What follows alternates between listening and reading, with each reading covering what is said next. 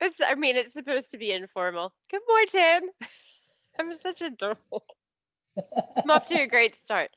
As soon as I Did think you? about it too hard, then it's like, oh no, I can't be normal. I just can't do it right now. I don't know what to do with my hands. Anyway, No, you're you're like, that's fine. nice. You're fine. Anywho, we were talking about the Voting Rights Act, which I thought was very important.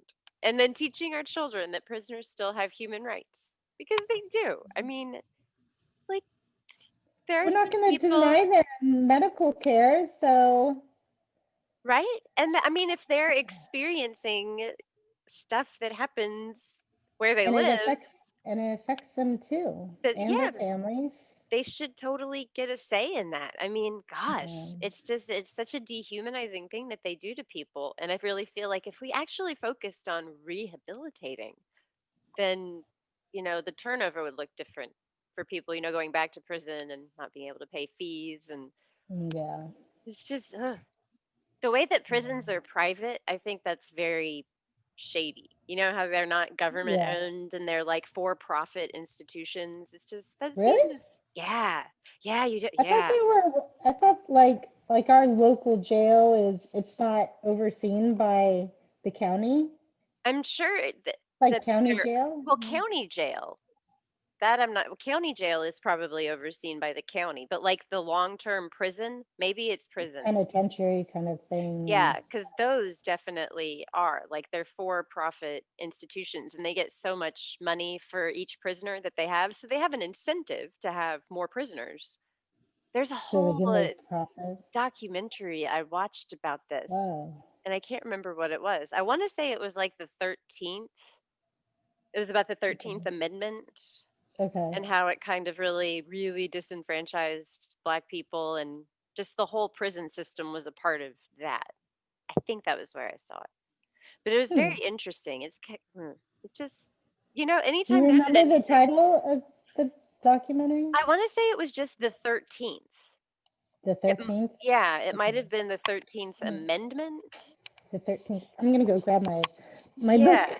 so I can scratch that down. Yes, yes, yes. It's pretty heavy, like, just Okay. to be aware of that up front. It's not an uplifting flick, but I think it's important because then Yeah. it you need to know how it all works. Because I didn't even know. It's just called 13th, I think. 13th Yeah, just 13th. documentary on Netflix. Uh-huh, on Netflix. All right. I'm gonna check it out. It's pretty crazy. Yep. What to do today? Do you keep all of your stuff just in one book, or do you have, like, a Um, system for different things? I mean, like I have. This is kind of like a scribble down book. It's actually a reading log, but I don't really. Oh. Although I have books to read, I don't know. I just after I'm done, there's like the last thing I want to do is read. So, I know what you mean. um, that's terrible because reading is such a great exercise to the imagination. So I should do more of it. But in any case, I liked how they have it where it's like it has a date and then everything. It's kind of like a regular library where you have the date and Oh, okay. but I like the fact that I had a column. So if I wanted to make a task list, I tried Oh. doing what is it, that bullet journaling. And Oh, that's yeah. yeah, that's a lot of work, but that's it's good for some people. And I'm amazed like when you follow hashtags Bujo, it's like a Oh, bullet master. journal thing? Oh, okay. Yeah, some people are like really into it and it's like, man, it's like a craft almost. But Wacky. um That seems like yeah, a whole other thing that I would have to learn when really I just wanna get what's from out in my here, brain. yeah, out onto there, yeah. Yeah. So this is kind of, yeah, one place for me to, because I know like computers and phones, they have the reminder list and task list. And I'm like, I'm not going to pay attention to that. I Neither don't do want I, and there's something so different about picking up my phone and starting to do something in my phone from like getting a piece of paper. Like I start to get distracted by so many things as soon as I look at my phone. And it Mm, just doesn't feel like I lose the thoughts a little bit versus with a pen and yeah, paper, it's maybe more focused, but I don't know, it just yeah, feels very different. And I think yeah, it works differently in your brain, like the typing motion versus actually writing with your hand. I yeah, might have learned that somewhere. Because it's like the patterns for yeah. I I don't think. know. I don't I know. will say I can tell when I haven't written for a while because my letters are all spaced weird, and it's just like it's all crazy. I'm like, oh God, it's not very I've neat. forgotten how to spell stuff. Like my writing gets really Really? sloppy and I'll Oh spell stuff wrong all over the place that I wouldn't normally just because no. it's I'm out of practice. Yeah. And spell correct is everywhere. Like Yeah. it just does it for me. So yeah, I've I gotten lazy. I tend to when I type, okay, here's a good way to see it. Like when I type, my brain is like rapid fire and I'm typing and sometimes I skip over words. So if I was to say I love to drink coffee and cream, it would be I coffee and cream. And it's just like Oh. I skip over a word because I'm like typing in my, but when I'm writing it, it's just like it's so intentional to like slow down and like write with your Yeah. rather than I don't know. Maybe I just need to learn to type faster. Well, I do stuff like that too. Except I don't usually leave whole words out. I'll smush words together. Like if I'm going to write and thee, I'll write ant, you know? And Okay, yeah, yeah, because yeah. I'm just trying to keep up with my thoughts. And it's like Yeah, they're coming so fast and I can't type fast enough. Is that what yeah, it's like for you too? You're just trying to yeah, keep up with it? I mime a yeah. lot of stuff. I do the same. You too? It's Okay. like I'm in a I don't know what to do with my hands. my child. I did tell Jerry, I was like, Jerry, although I love my daughter and I love my kids dearly, I don't always want them on this, platform, especially if still in their PJs. So I'm like, can you please just keep her Yeah, up there while I do this? that's definitely So fair enough. yeah, Just she I mean, she knows who you are though. So she's like, hi. And I don't think she realizes this is being recorded. So probably not. Like, even at that age, when you tell them that and they say, "Yes, I understand," it's like their brain hasn't separated yeah, imaginary from, like, real physical world enough to understand fully that yeah. concept. And then yeah, so I told her it's like yeah, told him just keep her out of the thing. It is So so fun to talk to her. Like, just it is. I totally get it, though. I'm like, I don't need Mommy anywho. mommy needs to talk to a grown up. Is it Yes, like that thing? I yes. Because Jerry has meetings upstairs. He works from home now during COVID. I don't know if he'll ever go back. I'm not sure, but like she doesn't seem to go up and I don't know. It's like when she's done with school, she usually comes into here and she talks to me and sometimes I'm in meetings and I'm like, so you're not the only one who gets to have these, okay. yeah. And I'm like, but she doesn't do it to Cherry. She doesn't do it to her dad. That's Just funny. me. Oh, lucky you. That's like I with know.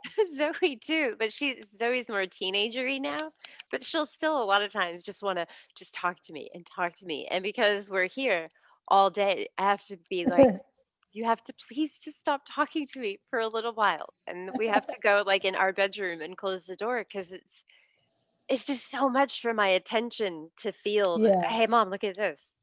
Hey mom, what do you think about this? Can I have this for Christmas? Like, oh my God.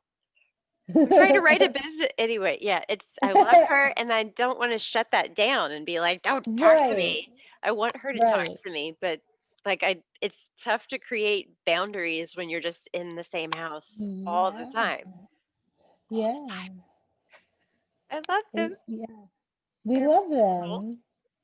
But yes, it's the bound, and I think that's the reason why it's like there's no boundaries in this room because it's the den area. So it's the common room, it's the family room. Whereas Jerry has a more closed off space, office space. Oh, so So, where and with the door, and he can shut it if he's in a meeting, and it probably has that more like the way my dad's office had that, "Ooh, this is his office. I really shouldn't mess with stuff in here," feel. Maybe not like that extreme because my dad was very particular. But, wait, like it's in the the house? I'm trying to remember where his I'm office talking about, was. in the church. Oh, in the church. Yeah. Okay. Yeah, he didn't have any space in my parents' house. I was like trying to remember. I was like, did he have a did he have an office in that house? I didn't know. He's like tucked in the closet, like In a way, his office was the space between his side of the bed and the wall, which was right here. oh, 'Cause, like, he okay. loved for everything to be really tidy and really orderly, and because of us Oh, kids and just stuff was just everywhere and chaotic in the house all the time. So he just gave up on everything and he said, "But I'm gonna keep my part of the house very, very tidy," and he did. And then one time he so it's got like really it's just his little, like, side of the bed. He would sit on the floor next to the bed and eat chocolate pudding and hum when he would get really stressed out. He swore it, like, helped him feel less stressed out. But, like, one time he got so mad that we were so messy, he was like, "I'll show them. I'm gonna throw all my clothes on the floor and see how they like it." And he said he did it for, like, a week and nobody noticed, and he was like, "This just sucks." So he went back to picking it up. It's like, "Oh, my poor dad." He wanted yeah, so that was his office. Like, he hid cookies over there because if he left them out, we would eat them all. So he had a stash, yeah. He was a funny guy. That's funny. Chocolate pudding and Yeah, hum. yeah. He swore like, he would get panic attacks because he did time in the army that he never talked about, and he never even told my mom this, but he wrote it to me in a letter once, and it was the only time he ever mentioned it. He said that he was a forward observer, and he was supposed to go to Vietnam, and then his entire platoon went, and he got orders to Korea last minute, so he served in Korea. And then when he was there, he had to do a mock POW camp where he would try to break the other troops in his division. And then he just wrote very unpleasant memories. And that was it. And my mom said that she never even Yeah, knew that that had happened. So that made me yeah. feel like, holy crap, wow. Because I think of the Wow. movie G.I. Jane, where they torture the prisoners there. And, it's Yeah, very Hollywoodized, but I mean, I know yeah. that they did some stuff, like, especially back in those times, and just thinking about my dad doing that is I'm crazy. surprised. Yeah, I'm surprised that your dad was he not assigned chaplain yet? I'm No, he surprised that. wasn't. Okay, I was like, wow, He had I didn't know I can't remember, I think he went to college, and he was an insurance salesman for a while, and then he joined the that. army, and he did that for a few years, and then he went to seminary after that. Okay, So, that's why I used to joke that he went overseas and was in the army and then found Jesus, like, on an acid or mushroom trip, because it was very prevalent at that time. I yes, never that's true. I never said that to him, but I always kinda joked about that because I that's an interesting choice or change to make, yeah. Yeah, yeah. And then again, it's like his dad, though, or no, was it Rosellan's dad, or whose dad was it? Who? My dad's dad was a pastor also, and he was a Yeah. chaplain in the Navy, yeah. Okay. Oh, I think to a okay. degree that my dad wanted to, like, break away from his family because he kinda, Hmm. like, he knew it was pretty dysfunctional, and Okay. so I think maybe him joining the army was his, like, "I need to get out of here" thing, and he didn't wanna be like his Mm, dad, I think. okay. I definitely know he wanted to get away from his family because, like, his parents blamed him for all of their problems, like, his whole life. Like, they slept in separate Mm. bedrooms, airing a lot of stuff, but they're all Really? gone. Yeah, yeah. But they, like, his mom my dad's mom was in an institution right after he was born, and I'm not sure of all the specifics on that, Mhm. but she was in there for like a long time. And then when she came back, there were just like I think there were mental health issues with both of his parents, and they just blamed him for all of their problems. And they would tell him, "This is your fault that all of Mm. this is happening," and he just felt that like his whole life, and Yeah. like he was nothing but a burden to everyone. So I think he really, I mean, I know Oh, he really wanted to get away from that and to do it differently. So yeah.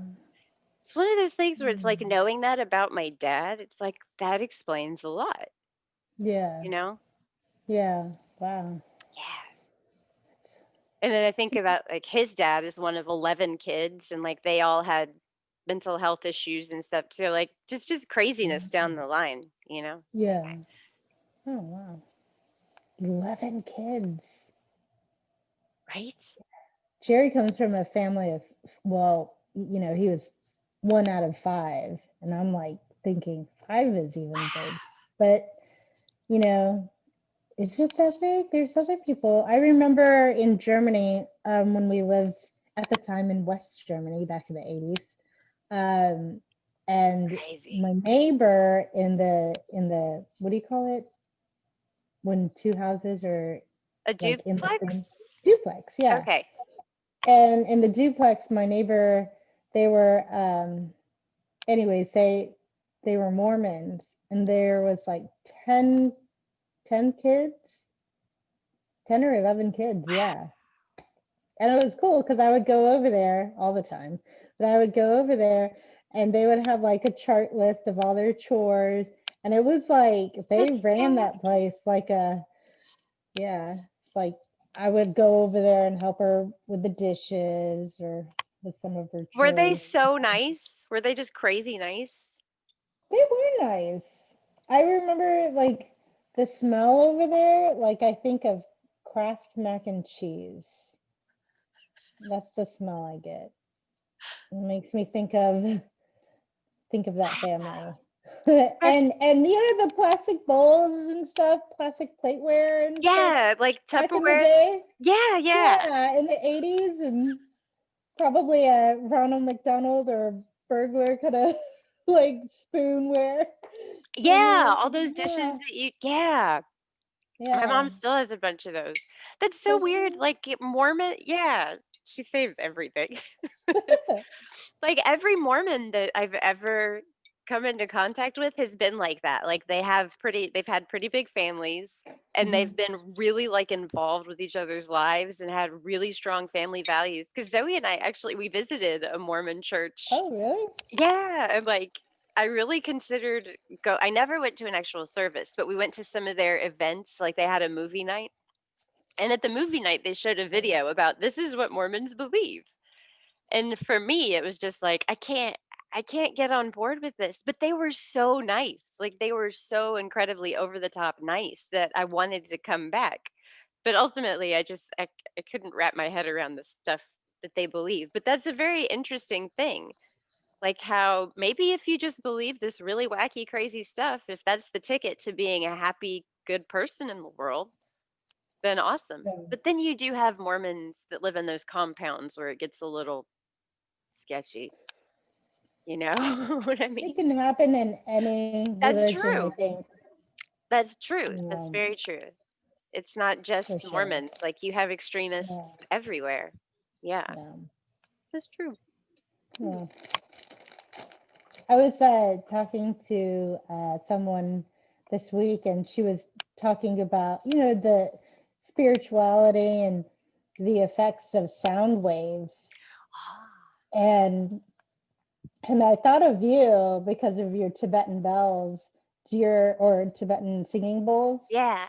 Did you get those to help you with certain things? Because she was explaining to me how certain like tones or whatever the note or the frequency like effects can soothe certain areas of your body or whatever. Did you intentionally pick out singing bowls for that?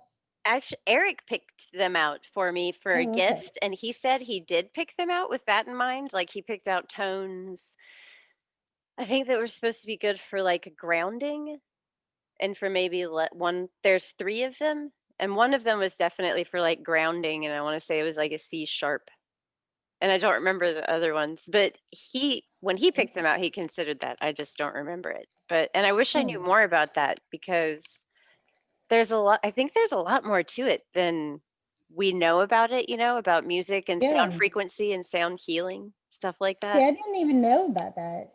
Oh, really? There is, yeah, I realize there's music therapy and art therapy because she even said that certain colors can, help you kind of, same thing, kind of ground you, or if you're shy, for you to kind of, I don't know, certain colors like yellow, or have her, she was, we were talking about my daughter because she can be shy sometimes. She said, have her wear more purple and Purple. yeah, so I think with it will be interesting. Yeah. We gotta find a music or art therapist to join us one Yeah. time. There's I don't gotta know be one any. in Austin. Like, the Yeah, way Austin has such an interesting blend of people. Seems like I would love to know more about that. So me too, because colors have a frequency, with the light yeah, spectrum and all, so hmm, it seems like there'd have to be some connection with the colors and music, right? yeah, yeah. Does the person that was talking to you about colors, does she talk about music too? The sound frequency? She did talk about the sound frequency, and Okay. it's like you can find them on either YouTube or just look it up on the internet, and there's probably things that you can find to help Zoe with has that. been super Hmm. into like listening to binaural beats lately, which is, I guess, different from frequencies. But to say, I see what you're doing. I see you. Just kidding.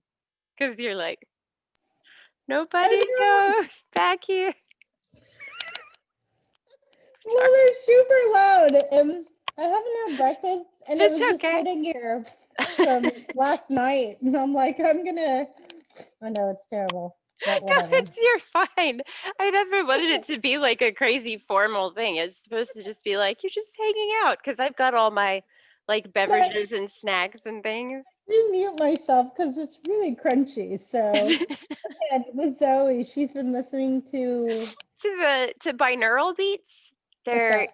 they're just beats that are at different like hertz, which is I'm very embarrassed now that I can't remember all of the specifics about frequency and like the hertz and the stuff like that.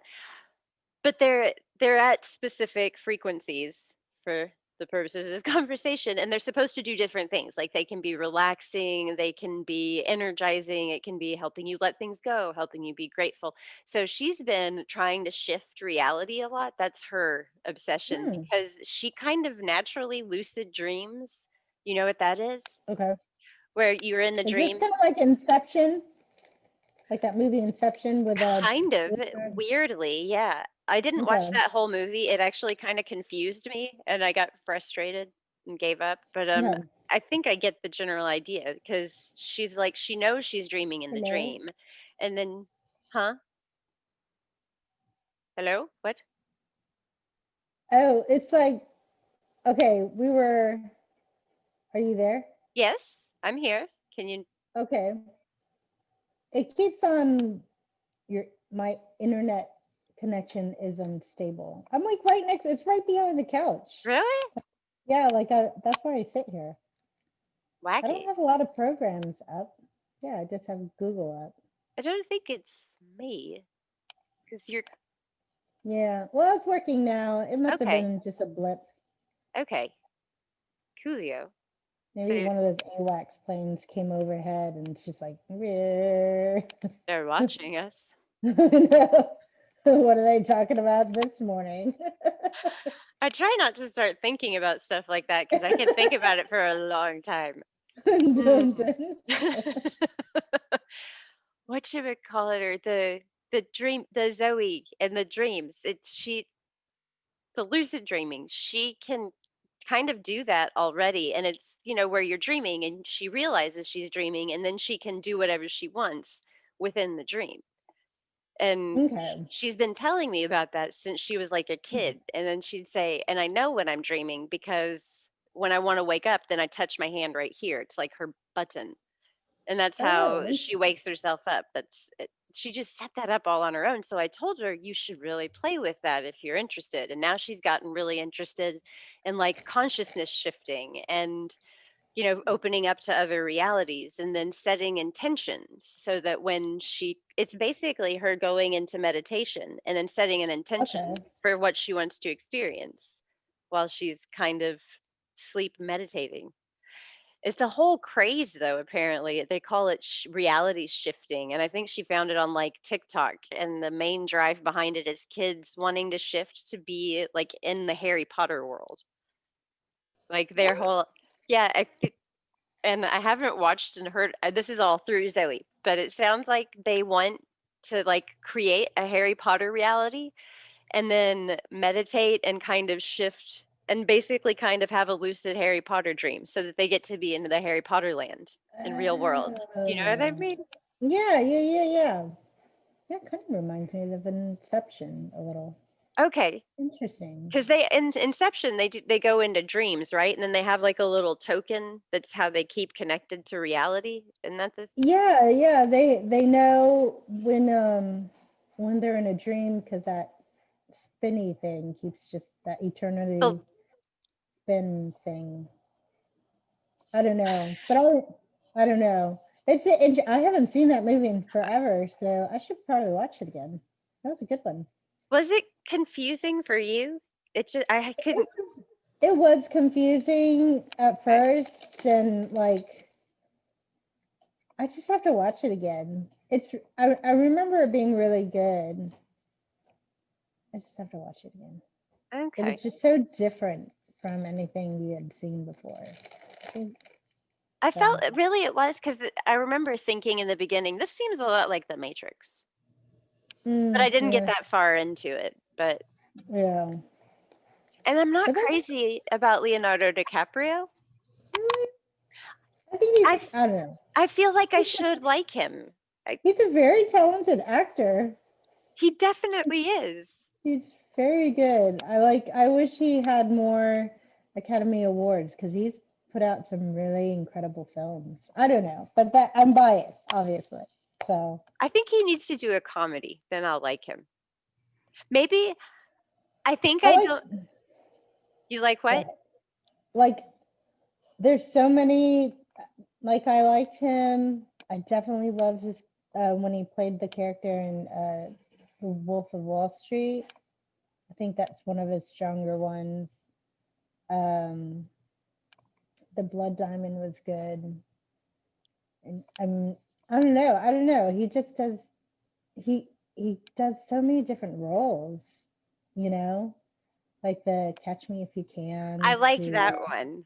yeah, that was a good one Oopsies. too. Like I don't know, but you always kind of think of What's Eating Gilbert Grape Yes. and the Titanic, and it just kind of yeah That's the part that's what well, not even yeah so much What's Eating Gilbert Grape, because when I learned that was him in What's Eating Gilbert Grape, oh, before I saw Titanic, I thought, "Whoa, so he's a legit for real actor."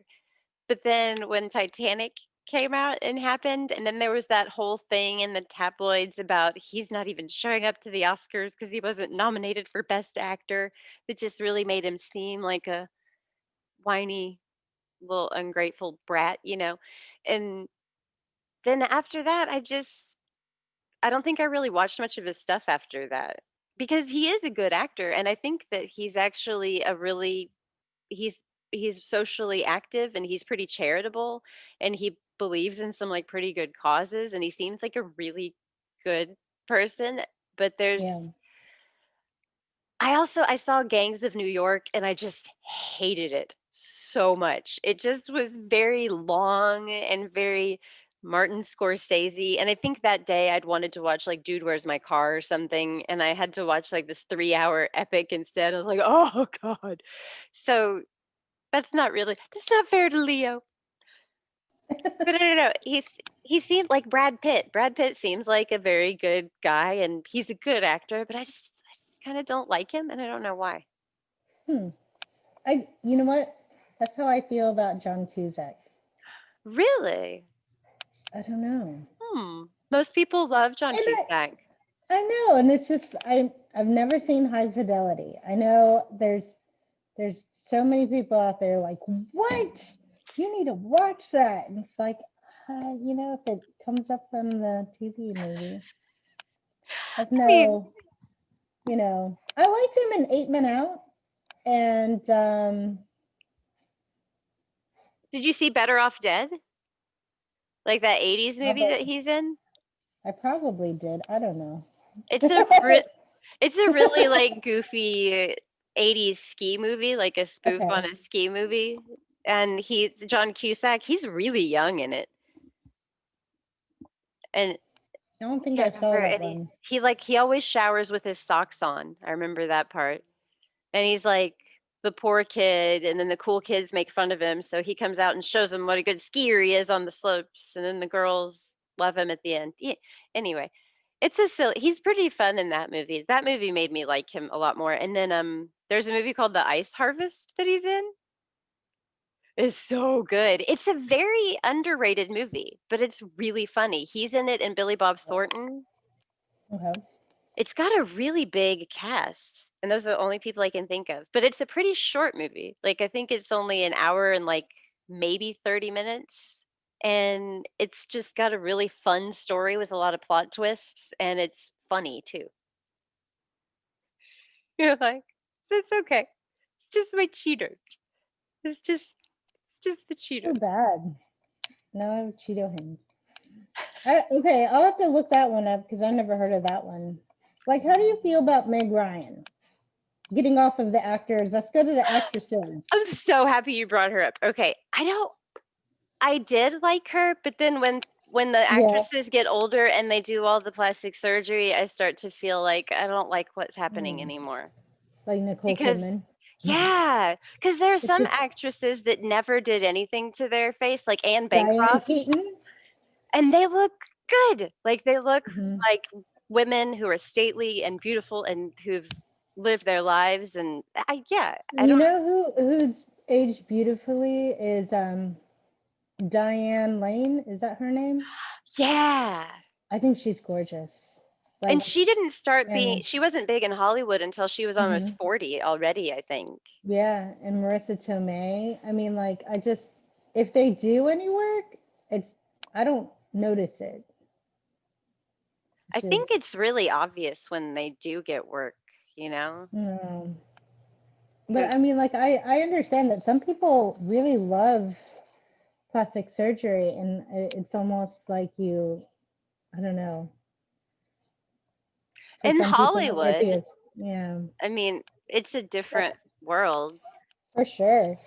I can Like, hear you, by the way. I'm gonna go wash my okay. hands, my Cheeto fingers off. Oh So my have you God. seen a Tori Amos lately? No, did she get work done? Oh, she's Oh, yeah. gotten so much work done. Like Oh, I'm gonna so have to much work. do that. I still love her, Yeah. but she really looks and it makes me think like you're not the Tori Amos I thought you were, because she had been all about what's on the inside, and I'm not And you buying feel into like she that. sold out? Yeah, I definitely do, Okay. Huh. but maybe you can't avoid it because when she's been in Hollywood for like or the famous people land for 30 years now. Yeah. Kind of like Donald Trump, he's just been in famous, everybody does what I want land for so long, it's made him crazy. It happened to Prince. Kevin Smith has a great story about Prince being a crazy person Hmm. in a very delightful way. But I just cracked up this morning when I was reading Crooked.com's kind of like just a breakdown of the week kind of thing. And who's it? they, Crooked.com? yeah, Cricket.com. And it was in the newsletter, it was talking about how Rudy Giuliani, I guess during his press conference, he was sweating so bad. His hair dye he was Oh sweating my off his hair dye. And like you literally see that, I mean, like I didn't watch it, but like you can see it. It's just like this is when things go wrong. Like, oh dear. I don't know. I haven't seen it, but I'm just Watch picturing it. him being just a crazy person, just with just black Yeah, stuff and just running down his you gotta see it. Like you can. I guess it happened sometime this week. I don't know. I actually kind of his. tempered down my news media Have you exposure this watched? week. Speaking of Giuliani, have you watched the new Borat movie? I heard about it. My God. Very scandalous scene. Oh my God. Eric and I watched it the night it came out, and the whole movie, he just kept up in the ante of, oh my God, this is so crazy. And yeah, you've heard about the Giuliani scene at this point. Right. In the movie, I was thinking, there's no way Giuliani's gonna talk to him. There, oh my God, Giuliani. And it really looked like they didn't just take that scene out of context. I didn't think. It really looked like, oh my God, we're gonna watch this happen. Oh my He's God, it like was crazy. DTF. He was. It was weird because Joe Rogan on his podcast said he thought that they mischaracterized Giuliani and that he wasn't being a creepy old man. But I thought he was Who puts on their super pants creepy. He while swears laying down? he's like he was adjusting his microphone. It's like, I don't know, in the hotel room by yourself, laying on the With a bed, lady you just met? and she's Come flirting with on. you and being very suggestive, and he like pats her on the low back right before Oh, he does lays he? down. Ugh. Joe Rogan says, I didn't Creepy. think that's how I felt when I saw it. And then I got angry about Joe Rogan with his man perspective being like, you don't know how creepy that is because you're a guy. As a woman, that's creepy no matter what, because that's an old dude Yeah. she just met and he should not be touching her. Ah, Yeah. that Yeah. I liked Giuliani so much back when September 11th first happened. Everybody loved Giuliani, and he's just like becoming a crazy man. We're just watching somebody come undone in the public eye, I think. Maybe. I don't think guys realize how their gestures or maybe how they talk to women can be super creepy. I remember I was really young and I won't say where, but and I was somewhere and I was making myself a cup of coffee. And someone I knew, like a family friend, had come up and he was an older gentleman, like I knew his daughter, Is came this up to about my me. dad? No, no, no, no. And he started to give me like a back massage. Oh. And then he's like, your skin is so soft. I'm like, ugh. I Ooh. was like, no. But I mean, like, he was a good family man. I mean, like, I didn't know his daughters, but I knew the family and they were well liked. But I was just like, why are you touching me right now? Ugh. Don't I, do that, guys. like, Don't do that. no, don't do that because you don't know what other There's, people's life. yeah, And there's as no a consent woman, there. like every time I'm around men or like if I'm walking by myself, I always know like if something goes down, you can physically take me. You know what I mean? And that's never a thing that's on a Mm. guy's radar, you know? Yeah. And then having been in like a pretty abusive relationship where you've had it Hmm. happen, then of course, like I'm very aware of it. But like as a man, unless you've been like in a Yeah. room with a wild chimp that you know can rip you to shreds at any moment, you really don't have the same perspective. No, And no. Just the idea of taking walks around the neighborhood, even though, like maybe your neighborhood's safe or you feel safe in your neighborhood, you know all your neighbors, but like as a woman, sometimes it's kind of frightening. it is. Um, I was frightened when I would be in downtown Austin, like, and it's mhm, a really nice, safe area. I only had to walk like 2 blocks, and there's security at the parking garage where I parked. But walking from the ballet down to the parking mhm. garage and like riding the elevator up and walking to my car was so scary every single time. Like every single time. Just, Well, you do martial arts and kickboxing, so I you're do. good. And like probably if it came down to it, like I've practiced enough because I did it for like 2 years and Zoe and I talk about it here and there. She's like, "Do you remember how to do this? That guy's doing the knife defense." And we just talked about it like last week. And so there's some muscle memory there, but Hmm. still, it's just if a guy saw another guy walking around, that wouldn't necessarily be an easy target. But a woman, like a guy just looks at me in a certain way and then I'm on guard, and I don't think they realize it at all. Like some of Mm. them might think they're being flattering. Some people are Yeah. very affectionate, like my cousins, my mom's side of the family, like they all kiss each other on the mouth when they say hello, like they kiss hello. It makes me so uncomfortable and I love them, and I don't, but it's so weird for me. But for them, like they don't make out with each other. It's just, No.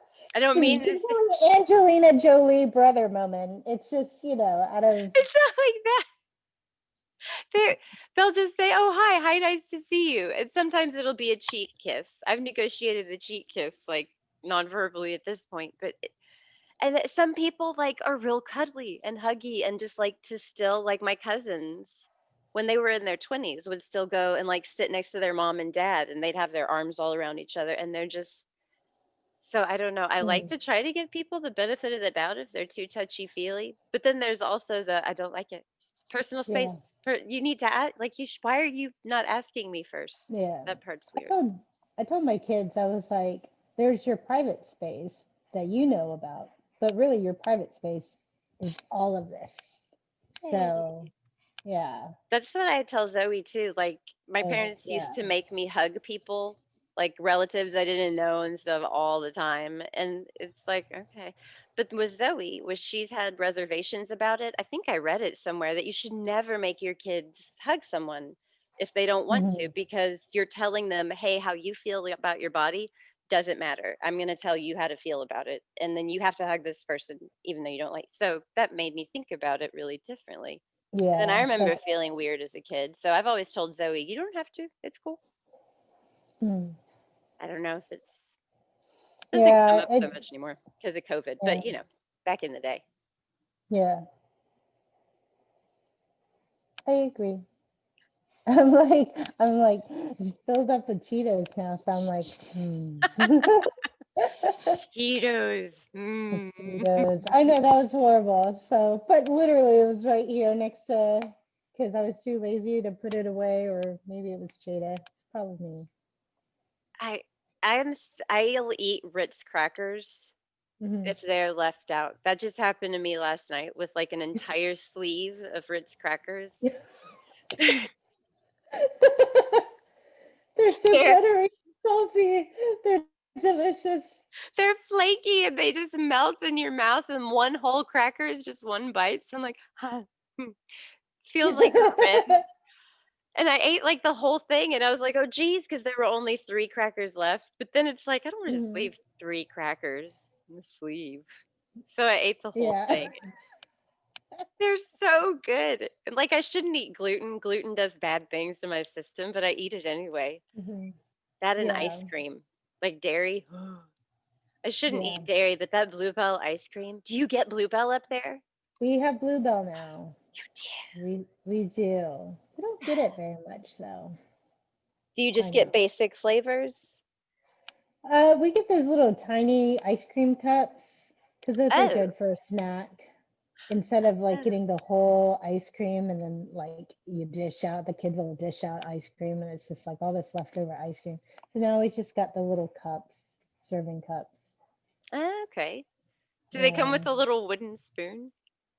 No, Okay. no. I know. It seems it's wasteful, I know, but maybe we should just monitor our children when they dish out ice cream. But I don't it's know.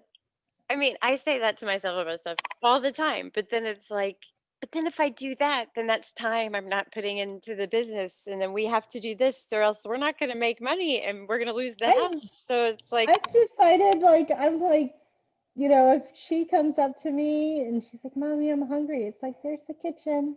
Go make yourself something." It's like we put all the stuff that she likes in an area that she can reach, or we have a step stool. yeah, You it's can you can make yourself she's something. 6, right? 7. She's 7. Oh, So it's okay. like, do this. And Yeah. Jackal, and I feel like he started doing that around that age too, that we started forcing him. And then he's learned to cook a few things between our house and his dad's house.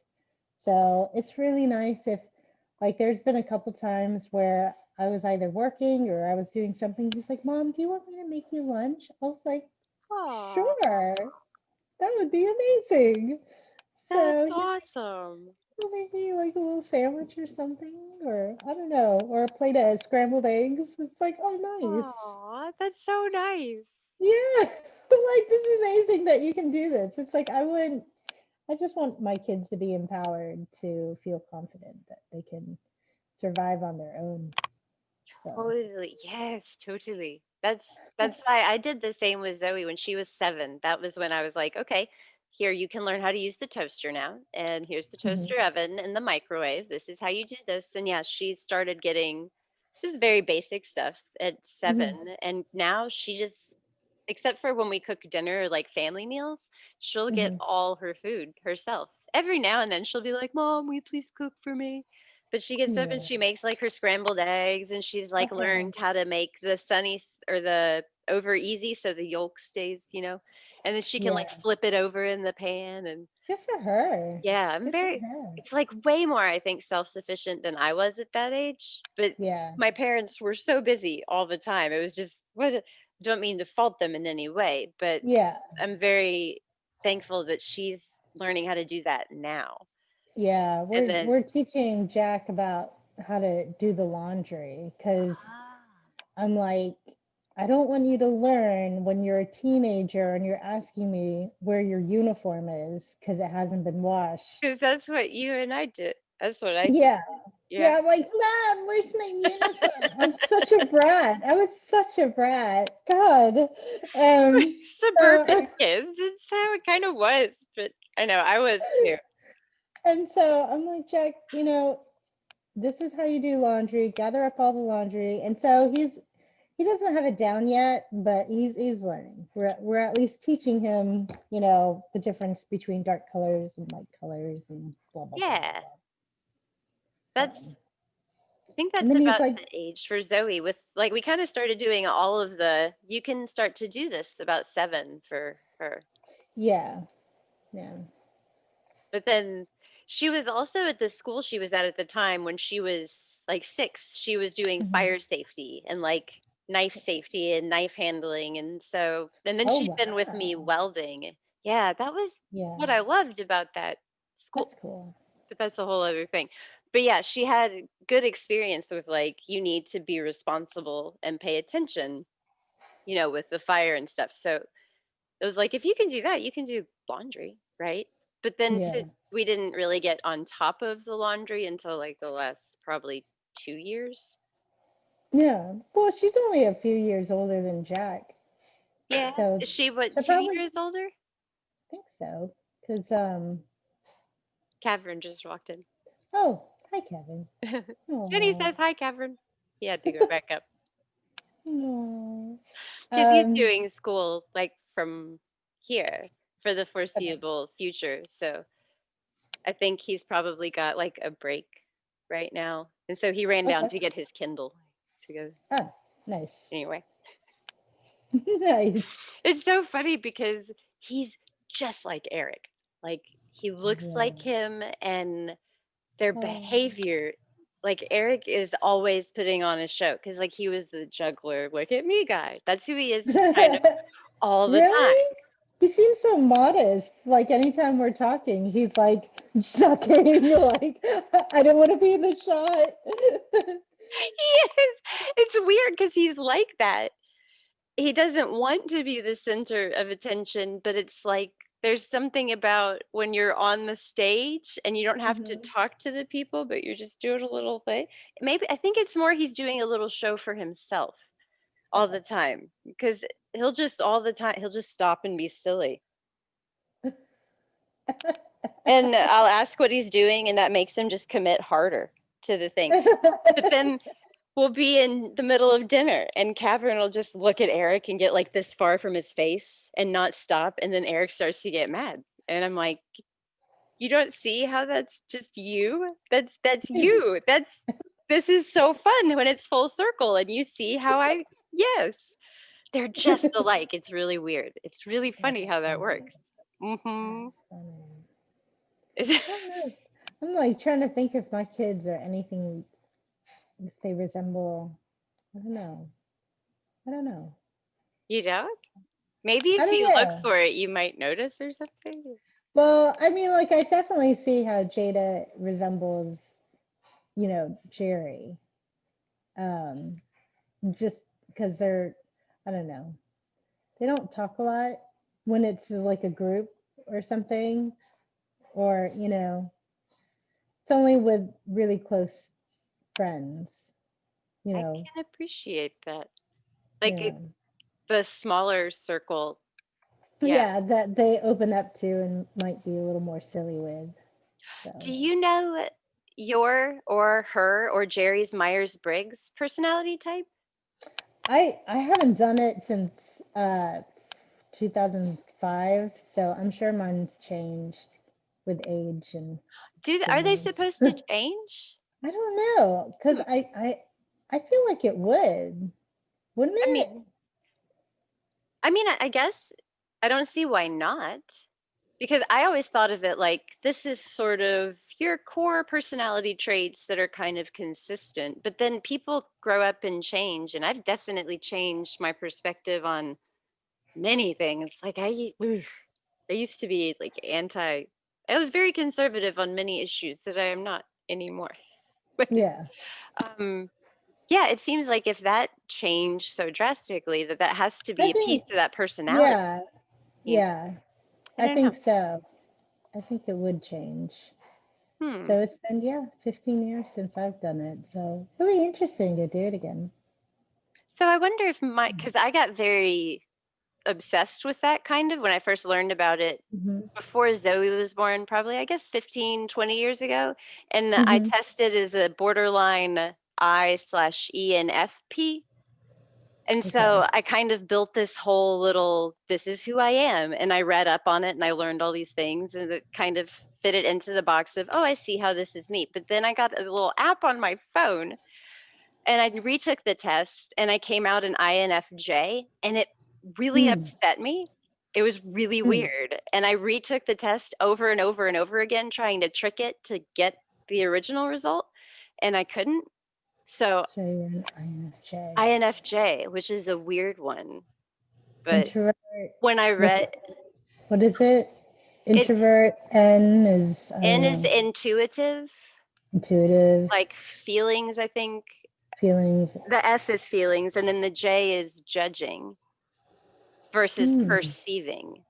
But then when I read Mm. all of the literature about the INFJ, I was like, dude, this is totally me. How did I not know? Like very, very on the nose, Yeah. like who What's I what's am. the name of the app?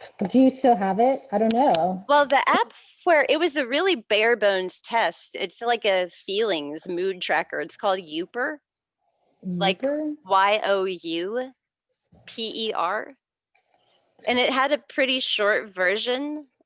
I just have the free version because the other one is like $45 in one payment for the year. Like if they were doing a Well, couple dollars a month, because I know like the actual test, there's like several questions. So there's some versions that are like 100 questions long. They're yeah. but the first one I did was on that Youper and it was pretty short and I think it was accurate because after that, like I said, I kept taking test after test trying to get the other result and it just kept coming out INFJ. But then what Huh. yeah. So but I do wonder now, is that something that was true? Like was it really an INFP when I took it back then and I've changed?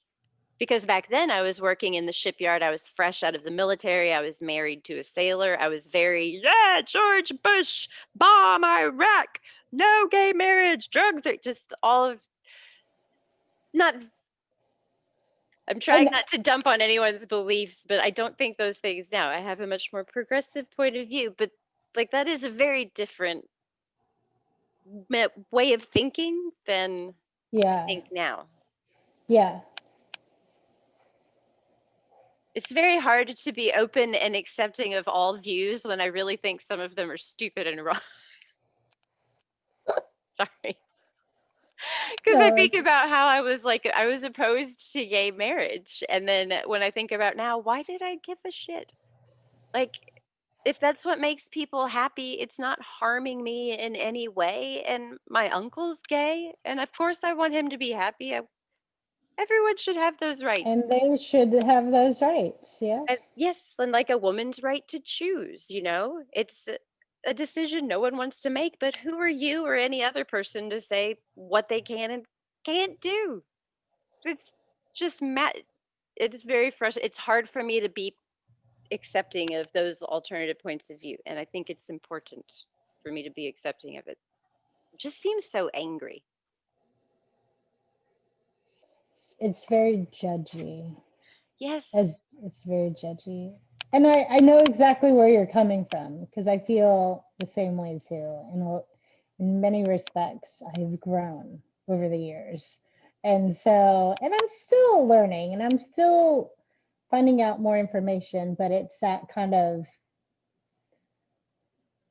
awareness in the world and self-awareness of where I am in the world. And really it comes down to what kind of world do I want my kids to live in, and or what would I hope the future of humanity would be with connection or relationship with the planet, the universe, whatever, because it's not just about us, right? um and so I think when I get that larger perspective, that's over time it's like, okay, it's not about me, it's not about what I think is right or wrong, it's you know everybody, we're all connected, Yeah. we're all stardust. I love who was that Carl Sagan that said that? Somebody, and I thought it was I love brilliant. it. I was like, yeah, we're all just stardust. It's just all accidental that we're here. It's pretty miraculous. So, It is.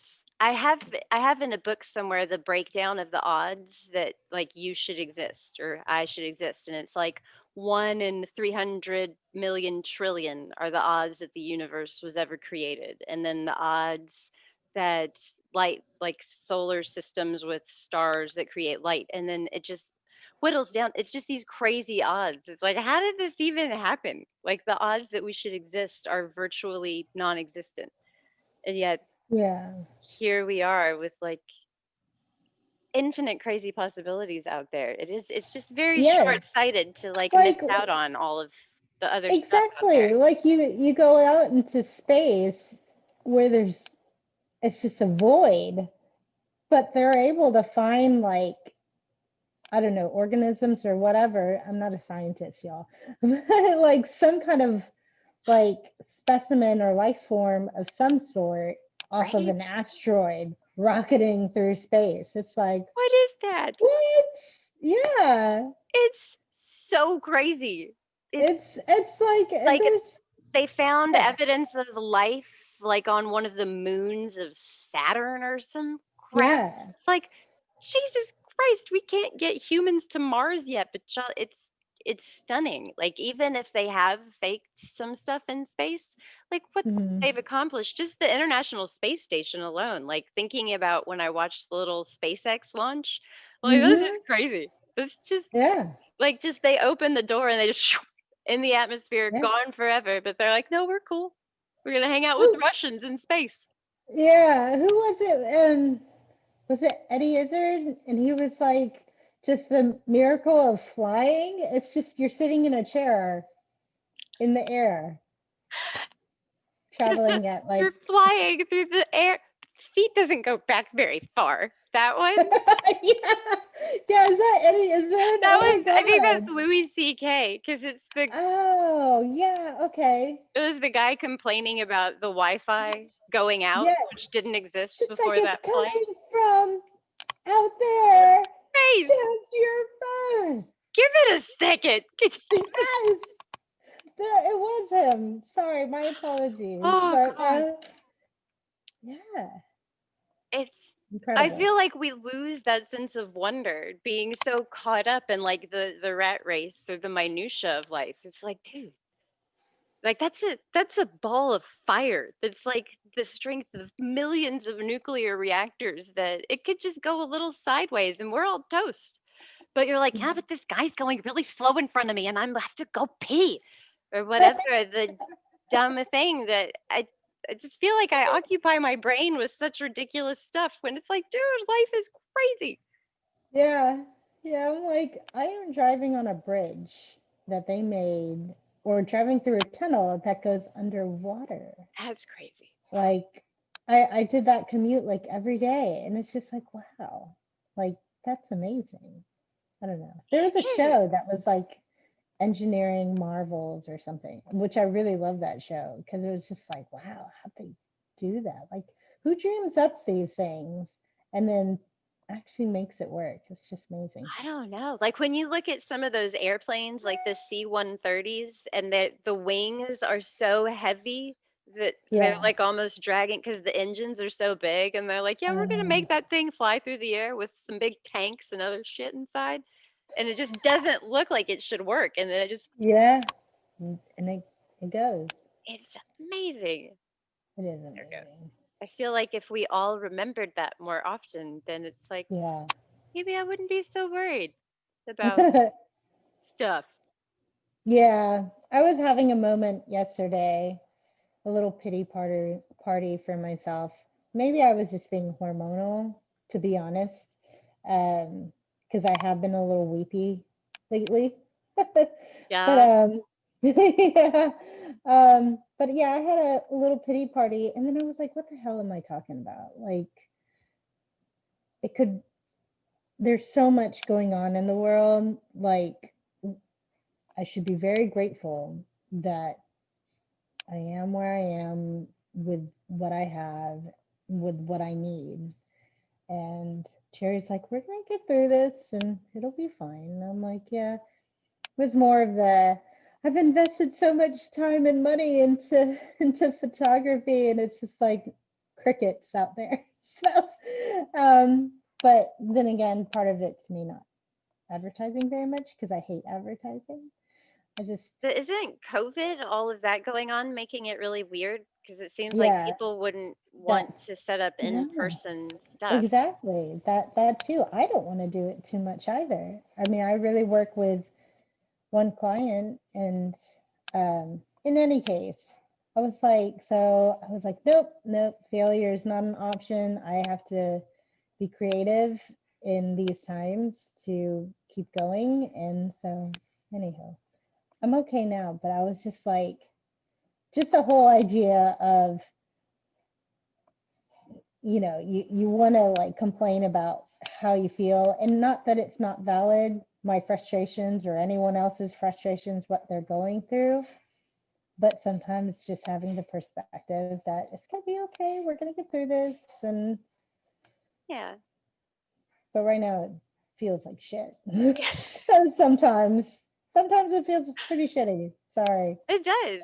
I mean, and it's valid. Like, I think it's definitely valid and important to sometimes be like, "God, this just sucks. This sucks. I don't want it to be like this." Because especially the COVID piece of it it's completely out of everyone's control. And I feel like to go, I'm not really angry. Not really angry is just a recipe for like a drinking problem or something.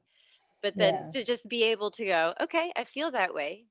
And now I'm going to move on because I can't yeah, control that. And then do you yeah. feel like you're open to like other crazy possibilities? I don't know why I thought that, but As far as, as far as like maybe photography shows up in a very non-traditional way that you hadn't thought of? Or like so maybe you do our logo and we become so famous that you get all sorts of so logo business. I just did this the other day. I don't know if you see it. The drawing of the face and the Yeah, glasses? yeah. So that's Oh, me. I thought so. I took that picture. It was just a selfie.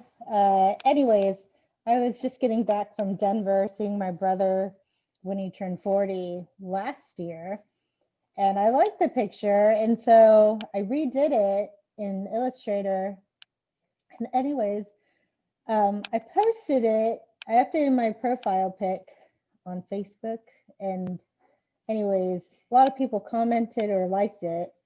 And so I was talking to Jerry, who I mean, like I bounce off all my ideas with him. And it's just like, maybe that's the way I can be creative about where I am right now. It's just like, okay, well, maybe somebody would like this. Um, so and I found other artists or illustrators out there on Etsy, what their price range was. And then I floated it with a couple of friends and family, see if they would like that. And they did. So Would you I do was like, like prints or something? well, yeah, I would offer it digitally for now just to get it. But like, I would love to do prints for people to say, I would love to do that, but like I would feel better about doing a print if it was actually my photography work that I transferred into an illustration. Because sometimes I don't want to have somebody grab a photo that another photographer took. Like that's a Yeah, big no-no. So, well, that whoever makes the sense. original creator was of that image that they captured, whether it was a selfie or a friend took it, just get the permission that, I modify that image. Cool. So you would want to do like illustrations of your own photography? Yeah. Yeah, That's if I did like a cool. portrait session Yeah. and I feel like it would really work for maybe the younger market, like Is that me that keeps pinging? young young professionals or high school seniors, maybe. I don't know. Maybe even families would like it. I don't know. Yeah. I feel there's got to be there's some crazy, oh, go away. Night. There. I had a window open and I couldn't close it. Um there's there's like a market for everything, I feel like, and that could Yeah. definitely be something appealing. There are those people that would get photos done into like paintings and stuff. I don't know. Mhm. I feel like that was the thing with Olin Mills, or maybe that was just a style of Yeah. the print where they That's made it look like a painting. so yes, that's really big in in the industry that I associate with. I see a lot of fine art photographers or fine art portrait, artists or photographers really, and they bring it into digital painting or they actually have a canvas printed of their photograph and then an artist actually draws over it or Oh, paints over it kind of thing. I can. Um, but I don't know. Like that's like, see, here's the problem. Like I'm not, let's just be honest. I don't know if I'm really fine art. I like pop art. I've always liked pop art, like more the abstract. I love like Georgia O'Keeffe up here. Amazing. Ah, But I mean, just like, I don't know. I just like more modern art. I've always been attracted to that instead of the traditional forms of art, which is also exquisite. But for me and my style, I don't know if it, I don't know if that fits for everybody, but it's just like, I don't know. it Maybe somebody will definitely like it. it fits for like a very large market of people. Like it Yeah. Austin and Seattle, sort of the feel of both of those cities, I think, is much more like there's a fine art scene too, but they're much more like modern, sort of eclectic pop art stuff. Yeah. Um, so would you be interested in designing like t-shirt stuff? I Like don't if know if I, someone, say me, said, "This is what I want to put on a shirt, but I don't know how to draw." so I used to do that. I used to be a freelance graphic Ah, artist and I was part of a website. I need to figure out how to turn these notifications off. But Do go on. I would I would have to bid on projects and hopefully the client would pick my concept idea, and they'd say, work on it. Let's check on what it looks like. And if they liked it, then they would say, okay, we're going to stick with you. We want to, do a contract. You won the contract. And then I finish the project and then get paid. So I used to do that for a couple years until I got a regular job, because it was just very iffy whether or not you got something, and you would have to put in so much work and time to hopefully get a job. And Yeah. so because you're competing against all these other graphic artists, so I stopped doing that. Did you like the actual work of doing it? And Oh yeah, like, I do you like to be hate drawing creative. our logo? No. Okay. Like honestly, like I'm gonna be honest. Like I looked at it through the week. Your dream board. Am I saying that right? Or mood board? Dream board. Yeah. Either way, And yeah. I was like, I was just not like I didn't have anything in my mind yet until like this morning, and then I re-looked at it, and not that I haven't looked at it before, but I finally looked at it again, and I was like, oh, and it just kind of inspires you, and then you figure it out. But other times, especially if it's a job, like you have clients waiting on it and you feel the pressure, and it's just like I don't know, I clam up, and I feel like that creative process, that organic creative process doesn't happen. And so, Okay. That makes a lot of sense. yeah, I don't know how tattoo artists do it. They're amazing. Like tattoo Right? artists are awesome. They Like, I don't even know what it's like to go from being like a skilled I drew this and it's cool to because when they're doing the tattoo, the ink it's just everywhere and there's all these different and it's just crazy town. It is very cool. I don't know. I don't know how they do it. I watched one of the local Yorktown tattoo parlor. I went over there and photographed one of the artists out there. And yeah, it was just a personal project, just doing street art or street photography kind of thing. And just to get practice and kind of document what's going on in the community. So anyways, I did a thing with her, and I'm just watching what she's doing. I'm like, how does she how does she know where everything is? Because you're right. Like I haven't had any tattoos yet, but like I don't know how she does it. She came up with a cool tattoo concept though for me. Oh, she did for you? Did you Yeah. give her anything to work with or did she just go, "Here, I think this would be cool." Well, because she knew I was a photographer, she liked the idea of a camera, and then I was like, you got to throw in Dodgers somewhere in there, because that's our family team. Well, that's the Sobins family team. My dad was like diehard Dodgers I fan. remember that. Dodgers and Cubs. Yeah. Oh, the Yeah, Cubs. between I remember yeah, the Dodgers. yeah, but definitely Dodgers, but he did like Chicago Cubs. So, Okay.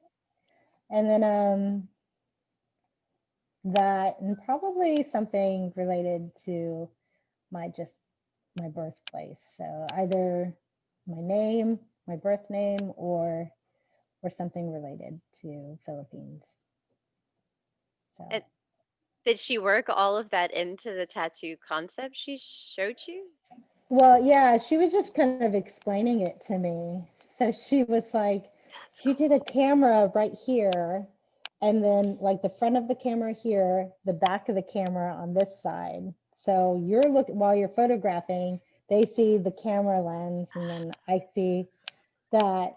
But then again, it's just like I'm actually like holding a camera, so I don't know. But like the concept was cool. I liked it. And then maybe have Dodgers wrapped here, and maybe like I don't know. Yeah. Maybe it would even be cool for you to have the camera pointed back at you and then have the Oh, back side of it there so that you're like, here's what you're seeing, and that's what. Oh my gosh. I thought I turned that off. Jeez. I'm like Matthew McConaughey. I listened to an interview with Matthew McConaughey, and he had his alerts on the whole time, and they were so loud in my headphones. I was like, yeah. But weirdly, I like Matthew McConaughey. That's a total leap in subjects. No, no, no, no. I'm done with what I was talking about. So I like Matthew McConaughey. He came out with a new movie, didn't he? He's like a surfer. Oh, did he? I think so, right? I He's I like a don't know. Maybe that's why he was surfer. on Joe Rogan. He might have been promoting that or Okay. something, which would make sense. Yeah, yeah, because he came out with a movie and either he's like a beach bum or a surfer. Maybe he's a beach bum, but he's like, I don't know. I don't know too much of the story. Really haven't seen any ads for it. So I feel like he's a for real legit actor. But I've just never been a crazy fan of his because I haven't told you the football story about my little cousin, like my uncle who has the computer consulting company in town has a hmm stadium suite at the Longhorn Stadium. Like, hmm and then Matthew McConaughey has a suite, I think not next door, but the next door down from that hmm suite. So he's yeah. commonly there when my family's at the football games. And so my cousin Hayden, when he was like 3, he was running in the hallway and he had a little football that he'd like just gotten, and it was a special UT football. And he sees a man like Matthew McConaughey and Dennis Quaid in the hall, and they're like, "Hey guy, what's up? Throw me the ball." And so he throws him the ball. And then I think they both autographed it, or just one of them was like, "Here, let me autograph it." And then it just ruined his day. He was like, "The mean man ruined my new football," because he was 3. Oh, Like, he didn't know who Matthew McConaughey and Dennis Quaid were. He was just like, "That mean guy wrecked my new football." So ever since then, I was kind of like, "That guy's a stupid jerk, and I hate him because he made my cousin cry," which might not be fair. But then on Joe Rogan, I mean, it's kind of shitty. But then on Joe Rogan, he said a lot of stuff that I really liked. Like he had a lot of very surprisingly wise things to say. And I've always thought of him as being like the guy naked playing the bongos. Do you remember that whole thing? I just think of him for Lincoln. Oh, the cars? The car Yeah, commercial.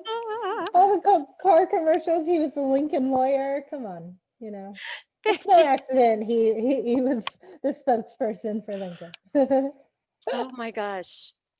Those commercials make me laugh because I think of Jim Carrey spoofing them. Yeah. He did a spoof on SNL. They were pretty funny. Oh, you got a blankie. Oh, I like the fire going and still cool. Oh, you have a fire Mhm. going? Hmm. Like a little one. Aw, lucky. Just gonna be covered. Anywho, um, so this interview, like, what things was he saying He was that you thought were he was talking about child actors okay? and how when they were casting people to play his kids in one of the movies he did, that he was very he really didn't like it when people told the kids how to act. He said, "No, no, no. I want them to figure out who they are because whoever they are is what they're going to bring to the part. And I don't want them to pretend. I want them to be genuine." And he said, also, if you're telling kids how to be in this situation, then you're telling them not to trust themselves. Like don't become who you are. And then it's very confusing, which I feel like kind of happened to me, like being a preacher's kid, not through any malicious way, but just through we need you to be nice, don't embarrass your dad, put on a good face. You're part of the church, you're representing us. I couldn't be all of the ways that I wanted to be. And so I thought that was a really very wise, like smart thing to say, like, and to Hmm. recognize, like, hey, they're trying to figure out who they are. You don't want to confuse that with, oh no, who you're being isn't okay on any Yeah. level. Just let them come to it naturally. I was like, all right, fair play, Matthew McConaughey. Hmm. It's a pretty smart Hmm. thing to say. And then he talked about Yeah. journaling and how journaling has been a big benefit to him and just taking the time to check in with himself. and just see where am I at? I want to compete with me, not everybody out there, because I want to be the best me. And just a lot of I didn't expect him to have that kind of perspective. I expected him to Hmm. be like, I'm Matthew McConaughey, and I would like you to bring me a camel, and I would like for it to have a sequined gown. And why can't I have that? I'm Matthew McConaughey. I get that sort of celebrity privilege. But it seemed Yeah. pretty down to earth. So I don't know. I feel a little I'll have bad to for listen saying to that it. story about him ruining my cousin's football all this time. If it was just, he didn't mean it, I'm sure. I hope. But are you ever going to get a tattoo? Because you did say yet to the tattoo thing, to go back to that. I thought about it, but then it's just like I don't know if I'm gonna like regret it. I don't know. Like You could I've get a always tattoo that says regret question mark. So you'll always wonder. I've always kind of been the person where see when you started your tattoos, it was not yet a trend. And I am not like a trend follower. Mm. Like I don't like to be yeah. I'd rather be like the trendsetter or just yeah, just be away from that. So I don't know. I like the idea of having a tattoo that means something special to me, but then at the same time, it's just like I can live out those legacies a different way. So I don't know. It's still on the table, but I don't know. I'll Did you figure that start out. considering it when you were doing the thing at the photo shoot at the tattoo place? Oh yeah. Ah. Oh yeah. I mean, like even before that, I had already drawn out the kind of tattoo that I wanted. Like I have like a couple of designs that I have in mind if I ever did get a tattoo. Like this is what I would want. Didn't you have a So design drawn up like back in high school? Like I think it was maybe probably. just a very theoretical kind of, but since I was getting all the tattoos, I'm sure I was pressuring you. Like, come on, let's get our tongues pierced. This will be great. Our parents will never I know. did. I did get it I know you did. that You did. twice. Oh, that's right. Yeah, because it closed up. And then Oh, like so yeah. I got it done another time. And then I remember the second time I got it done, I was with one of the guys in the dorm. I we were I won't even consider us friends. We just knew each other, mutual friends, I guess. And I went and got my tongue pierced. And before the person at the shop came out to pull me back, he was finishing up with another client, and she comes out. She's like, "I just got it done." She lifts up her skirt and she's like showing us Oh my her her piercing, her new gosh. piercing. Her I dangly bits. know her dangly bits, and I was like, "How delicate." That's wonderful. So Oh my gosh. it was a little shocking for my mutual friend, but I was like, "Oh wow, for Okay. you, awesome. You can put that Girl down now." power. Yeah, but Wow. I mean, like, I'd be. I don't know. I don't know if I'd be that. I don't know if I'd have the courage to show everybody, but she was really Not me. excited about it. She was really excited about it. It's like, It's like yay, awesome. this is Yeah, great. Everybody needs yeah. to know about it. Yeah. Yeah, it was like, all right, Wow. I don't know I'm that I could happy that ever you're be that happy. free with my. Yes, that's the word, free. The Navy was enough of a stretch, because that's a whole group shower situation. And it's just like, you're either doing this or you're not bathing. So, I mean, Hmm. but I don't feel like I ever got used to it. I think I just got so tired that life in general kind of stopped mattering. Yeah. So tired. Oh. But So, but now in the military, though, you can show your tattoos and everything, right? Or do you still have to have them covered up? I mean, you have to be able to show them because I had a visible tattoo right there Okay. when I was in the Navy. You can't have them on your neck, your face, or your hands. So Okay. I Okay. think if you can cover them when you're in your long sleeve dress uniform, then you're good. Okay. So I I think wasn't sure it's about that. Yeah, I mean, the piercings, obviously, you can't have, but yeah, as long as they're not on your face, but I could never do them on my face or even my hands, 'cause Mm. I remember I told the tattoo guy that did all mine in high school that I wanted one on my hand, and he wouldn't do it. He said, Oh, he said, "It changes your life." He said, "In ways that you don't know when someone sees a tattoo on your hand." He said, "Just trust me, you can't go back on that, and I think you'd regret it," and he wouldn't do it, and so I dropped it after that, and interesting. I mean, I wouldn't have been able to join the Navy if I had one on my hand, I don't think, because of that Yeah, because physical. I've seen people with it on their fingers or like even the on the side and Yeah, I think now it's different. I mean, that was 20 years ago, 22 years ago, yeah. but, like, so many people have tattoos now. Like, Which is why I'm like I'm a little more reserved to it's like I don't know if I want that. what if you could, like, go to some remote Polynesian island and go see a tribal person, I don't even a If shaman that or was whoever, I and would they gave you the definitely traditional. yes, I would definitely get a tattoo then. Absolutely, because it's authentic, it's meaningful, and yeah. And I don't even know what tribe I would have come from. So Do you it's know interesting. the area? Well, Like, if you yeah, I mean, like I was in the metropolitan area of, Quezon City and Manila, so outside of Manila. So, but I don't know as far as my ancestors where they all came from, if it was the north or the south or so many islands. I just don't interesting. have that info. So interesting. But Like, I did do 23andMe. oh, is that's the, like, chromosome test Yeah, the thingy? DNA thing. In fact, yeah, because I was really interested in finding out if yeah, What did you if I learn was from that? I'm actually gonna pull it up because like it's been so long. I don't mind sharing. Um it was basically 98% Filipino. It's like, oh, surprise. Oh, wow. It's like, oh, like Does it give of you any course. more specific stuff other than that? Like, Yeah, I mean it gives you like a breakdown of, your immediate history and then ugh, no, no, no, no. I already have an account. Jeez, guys.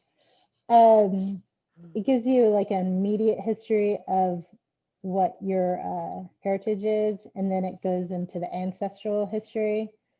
So, and I don't remember it. I don't know my interesting. password. I don't know. It was I can't look it up.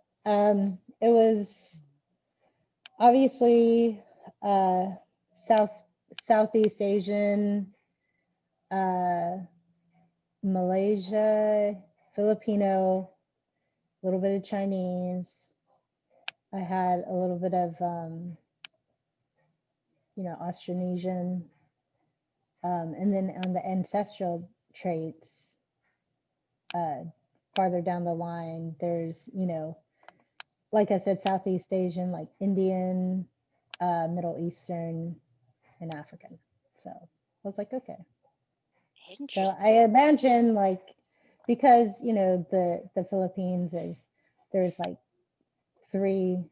Well, you had early ancestors who came from Africa and Southeast Asia, and then you had Spaniards come in. So I did have like a very small percentage that was like Northern European or something, Like in that something little 2%, like small, small percent. like point something, Oh, like very very small percentage. But I imagine that's part of that colonization from Spain, and then yeah, Chinese and stuff. So I'm just a mutt, really. Just like everybody else, like, people. that's what I got going on. Like, there are a Yeah, couple of chunks that stand out as more obvious slices, like the yeah. Swedish and the Scottish, and then everything else is like my dad's mom, I didn't know this until after he had died, was adopted, and never knew Yeah. who her dad was or anything, which is weird because of everyone in our family. She was the most obsessed with like knowing all the lineage and all the ancestors and having very Mm, meticulous records, but then didn't know about her own dad and family heritage. But so there's some mystery there. But then my dad's dad, we know, is from Scotland. And then my mom's mhm. dad is from Sweden. But then her mom is a bit of a we don't know. And then when you put all of it together, I don't know. Zoe's got all kinds of stuff going on. She's like Yeah. Scottish, what I've got, and then she's got Choctaw and she's got some Mm, Mexican heritage. okay. I don't remember what French, I think. I Okay. don't know. It'd be interesting to see hers because I don't know that much about her paternal family Yeah. history, except for the Mm, Native American thing, mhm. which is, pardon me.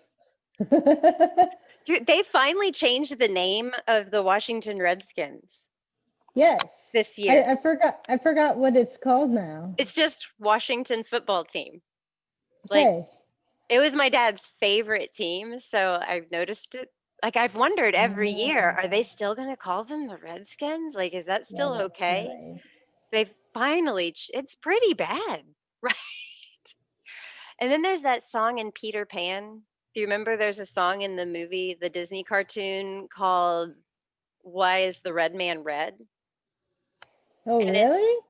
all about Indians, and it's just Mm. so racist. They're going like Polly Wolly Gunda, what make the red man red? And he's in the song, he's angry because he's an angry, crazy red man, and it's a pretty racist. Yeah, the caricatures of old, yeah, animation films and even TV films is just Even stuff from like Saved by the Bell, which we've been watching, there's a scene where Zach and Slater are like, we're the cool guys. And a nerd walks up and asks them a really obvious question, like, where's the bathroom? And they tell them where to go. And as soon as he walks off, Zach and Slater look at each other and they do this motion and they go, duh. It's like, oh my God. And then the audience laughs and people think it's really funny. And it's like sitting here, I'm like, that's so bad. Like, oh, that's like people are so up in arms about President Trump doing similar things. And it's just right there in Saved by the Bell. And I think that was a common thing to do, like at that time. It's just so crazy we were okay. But then it's one of those signs of the times things. Like I'm glad we've learned from it and we've moved on. yeah, like I don't know if we've learned from it, like because kids, learn what their parents say, and there's a whole thing called roasting. Have you ever heard of it? Roasting? Just being mean, basically, that whole thing. Basically, yeah. Yeah, And it's just Zoe, like, when someone yeah. like hurls an insult or she hears it somewhere, she'll go, "Oh, they just got roasted." Yeah, like that. Mm. Like, yeah, Jack got roasted at a friend's get together, and he Oh, was they telling actually me do about like it. a roast? No, no, no, no, no. Like I was just hanging out with some people, some friends, and one of their kids, the kids were just kind of running around playing. And then I guess when the kids were playing, they started roasting each other, but Jack wasn't playing the roasting game. And he got really upset and he was like, Mom, I don't want to hang out with these people anymore. I was like, all right, Oh, okay. I'm sorry you went through that. It that's doesn't hurt my feelings you know, because it was directed at me. And yeah. so I'm like, and yeah, Man, I know. Kids it's are tough. like, but I don't know. They can be very mean, but then it's like when I see Zoe or Cavern exhibit something like that, it's always obviously something they saw in a movie or something where they've taken it out of context and people laughed at it there. So it's fun, you know, but then Yeah, they need more perspective. And it's just what people do online all the time. They're just mean to each other. yeah, Oh, that sucks that happened. yeah. I mean, I like mean, it happens, so it yeah. happens. Like, but and I don't know. I did prepare him. I was like, people are going to go through changes pretty soon in the next few years. Your friends are going to change. They're not just their bodies, but just who they are. And some of them might be mean. So just know who you are and kind of person you want to be. Yeah. So, It's so tricky with kids when they become teenagers because have you read like I read developmental stuff when mhm, Zoe was little because I was just obsessed with like what's happening today. And all the teenage years stuff is mhm. crazy. It's like their whole lives up until puberty, all these little neurons are connecting and they're making neural pathways and they're learning the world. But then when they get to puberty, your brain just wipes everything out and it starts It's remapping. all about the ego. It's all the Yeah. ego. Like And so, they're shedding their childhood selves, like very literally, almost like shaking up the etch a sketch so it's blank again and then figuring out who they are. And yeah, they get mhm, like Zoe's different. I mean, she's her, but she's growing up and it's pretty crazy. she's up. Oh, I I'm do. just making sure I was like, yeah, it What is. is Hmm? what is her middle name? Elizabeth. I thought so. Okay. Oh, So family name. I think she. When you hear the little footsteps and stuff, like I think it's something gone. might happen. Yeah. Ah, Anywho, I know. I'm like, but the kids are growing up. I know. Teenagers stuff. I don't know. I Do you have the thing where you like wish that your kids were still babies? Because I really don't. Like that time was very sweet, and if I think about it too hard, I'll cry. But then at the same time, it's like I don't really want to have an infant. Like my cousin Rebecca is about to have another baby, and she's my age, so she's got like a 1.5 year old, and then she'll have a newborn. I'm like, I don't think I could Yeah. do that right now. Yeah. No, I mean, like I enjoy it. Like I enjoyed those moments, those years for sure. And I didn't realize it's just like when I went to see my brother and their newborn, and when they passed, Pauline to me, I was like, whoa, like because you're out of practice. But then it like instantly comes back, and you're like, oh, and it's just that awe moment, and it's Yeah, wonderful. But at the same time, yeah, I feel like that stage of my life has closed, and I'm okay with that.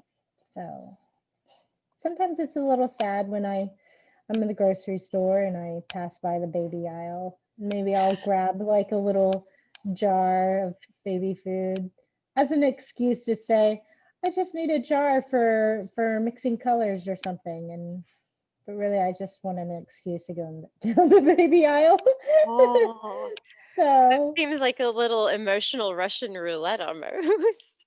I know, but I mean, like we're definitely done. So yeah, but it's again, it was sweet, like you said, but Yeah, I'm okay. I do. I do miss those times sometimes, but not enough to want to do it again. Yeah. Yeah. When you mentioned Meg Ryan earlier, Oh yeah. Whoa, do, way back. do you remember when I talked to you about that preview for the movie Courage Under Fire that she was in? Do you remember this? Are you gonna? I'm worried you might yell at me again.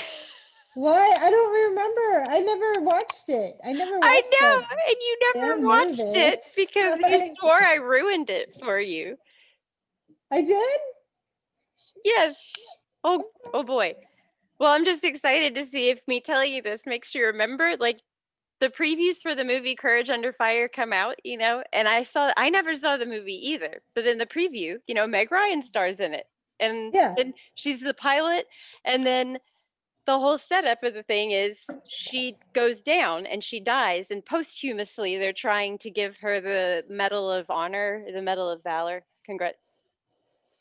a medal and some other people are fighting against it. But when That's that preview first came out, I'm telling you about the preview on the phone one day, and I say, and then Meg Ryan dies, and then you just were like, Meg Ryan dies? Why would you tell me that? You ruined the movie. And then I kept trying to explain, no, no, that's just the setup. But then you just wouldn't let go of that. And it was Oh a, my God. you don't remember? I don't. And this must have been one of my manic moments. I'm so sorry. It's I okay. feel really bad now. Sorry. No, because the way I would talk about movies all the time, like Reality Bites, I would tell you quotes Oh from for yeah. like years. So by the time you saw it, you're like, well, that's a whole movie, probably. So I could see where you would think I was spoiling it. But I've always wondered, did you ever watch that movie? Like, are you still mad at me somewhere? Like, I No, can't believe she I'm ruined so it. sorry. I'm so sorry. No, I am not mad at you. I never saw the movie. In fact, I forgot completely that she made a movie like that. I don't know how she gets casted into some of these movies. The Sleepless in Seattle and then subsequently You've Got Mail made me look at her and Tom Hanks differently. I never watched either of them, and I'm very proud of that. And I don't ever, Hmm. especially after I moved to Seattle, people were like, "Oh, you must love Sleepless in Seattle." I was like, "No, I don't. I've never seen it, and I won't see it." But then they made the You've Got Mail. Have you seen them? They seem like they're the exact same movie, just one over I've the seen, internet. yeah, I've seen You've Got Mail a long time ago. Did you see I don't know. Sleepless in Seattle ever? Oh yeah, yeah. Are you gonna say that you really liked it? It's a classic, Really? but like, it's kind of like When Harry Met Sally. It's one of those I've never rom-coms seen that either.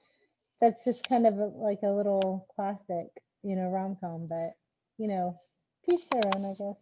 I don't know. I just felt like I felt like a very bandwagon thing, and like everybody Yeah. really wanted me to watch it and like it, especially when Mm. I lived over there, and so that just made me not want to, which Do is you a have a weird thing. Do you have a favorite romance comedy movie?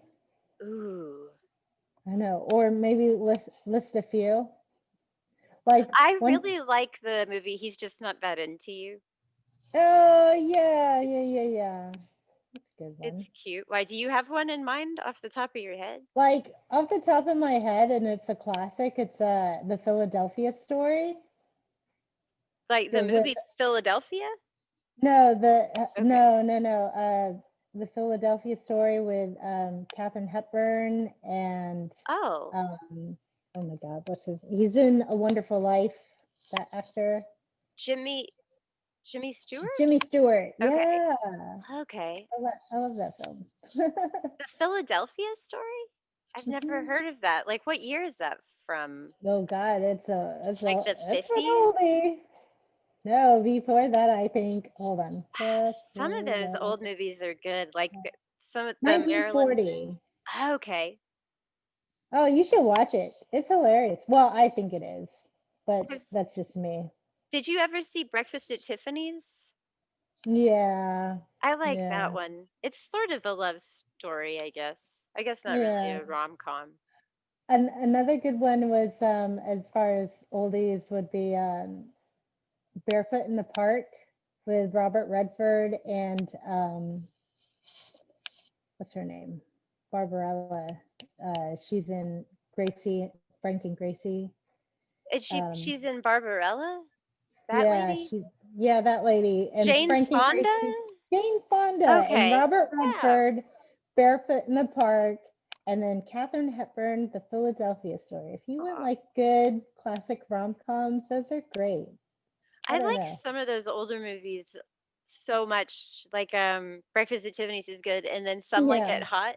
It's a Marilyn Monroe Oh, yeah, movie. yeah, yeah, Have yeah. you seen? I love that I one. have seen that one. I Yep. remember seeing that with like my grandma, being like, "This is so cool. I actually That was like very old movies." groundbreaking at the time. Yeah, because they were Yeah. cross-dressing and stuff, right? That was that Mhm. movie. Yep. That's a fun Yep. movie. I would Yeah. like to get our kids to appreciate like movies for what they used to be because everything like on the Avengers and all this new stuff, everything Yeah. is digital and people are just basically voice acting now. But back in those, it Mhm. was more like watching a play on TV and they Play. had to Mhm. really like act their asses off. Be like, now listen Yeah. here, see? And it's different. And like That was the awesome. thank you. And the props are like kind of cheesy, and so they criticize it like this looks really fake. But then Yeah. you can get into the acting and stuff. So we've tried that a little with them. Thus far, not very successfully. Yeah. Like most of the time, they just talk about how this movie was made in the 19s. I can't believe this was Yeah. made in the 19s. I know my kids are like, Mommy, why are they singing? Ah! It's like a musical or something. And they're like, why are they singing? Like, out of the musicals, I loved Oklahoma. So That's a fun one. I love Oklahoma. And except for that one part where she's in a dream sequence and she's like dancing through a bar saloon and then she's, I don't know. I don't remember that part. Oh, well, it's when like she's like dreaming that she ends up with poor Jed. Poor Jed. Poor Jed is dead. But I love that movie. That's great. Nobody like does musicals anymore. It's sad. I saw, have you seen Jesus Christ Superstar? That musical? Mhm. I didn't know what it was going to be. I thought it was going to be like, "Hey, I'm Jesus Christ. I'm a superstar. How you doing?" And it was going to be all fun. And then I Oh went and wait, saw it. sorry. No, I haven't seen it. I'm thinking of the one with Joseph and the The Amazing Technicolor Dream. I haven't Technicolor. seen. Is Yes. that one good?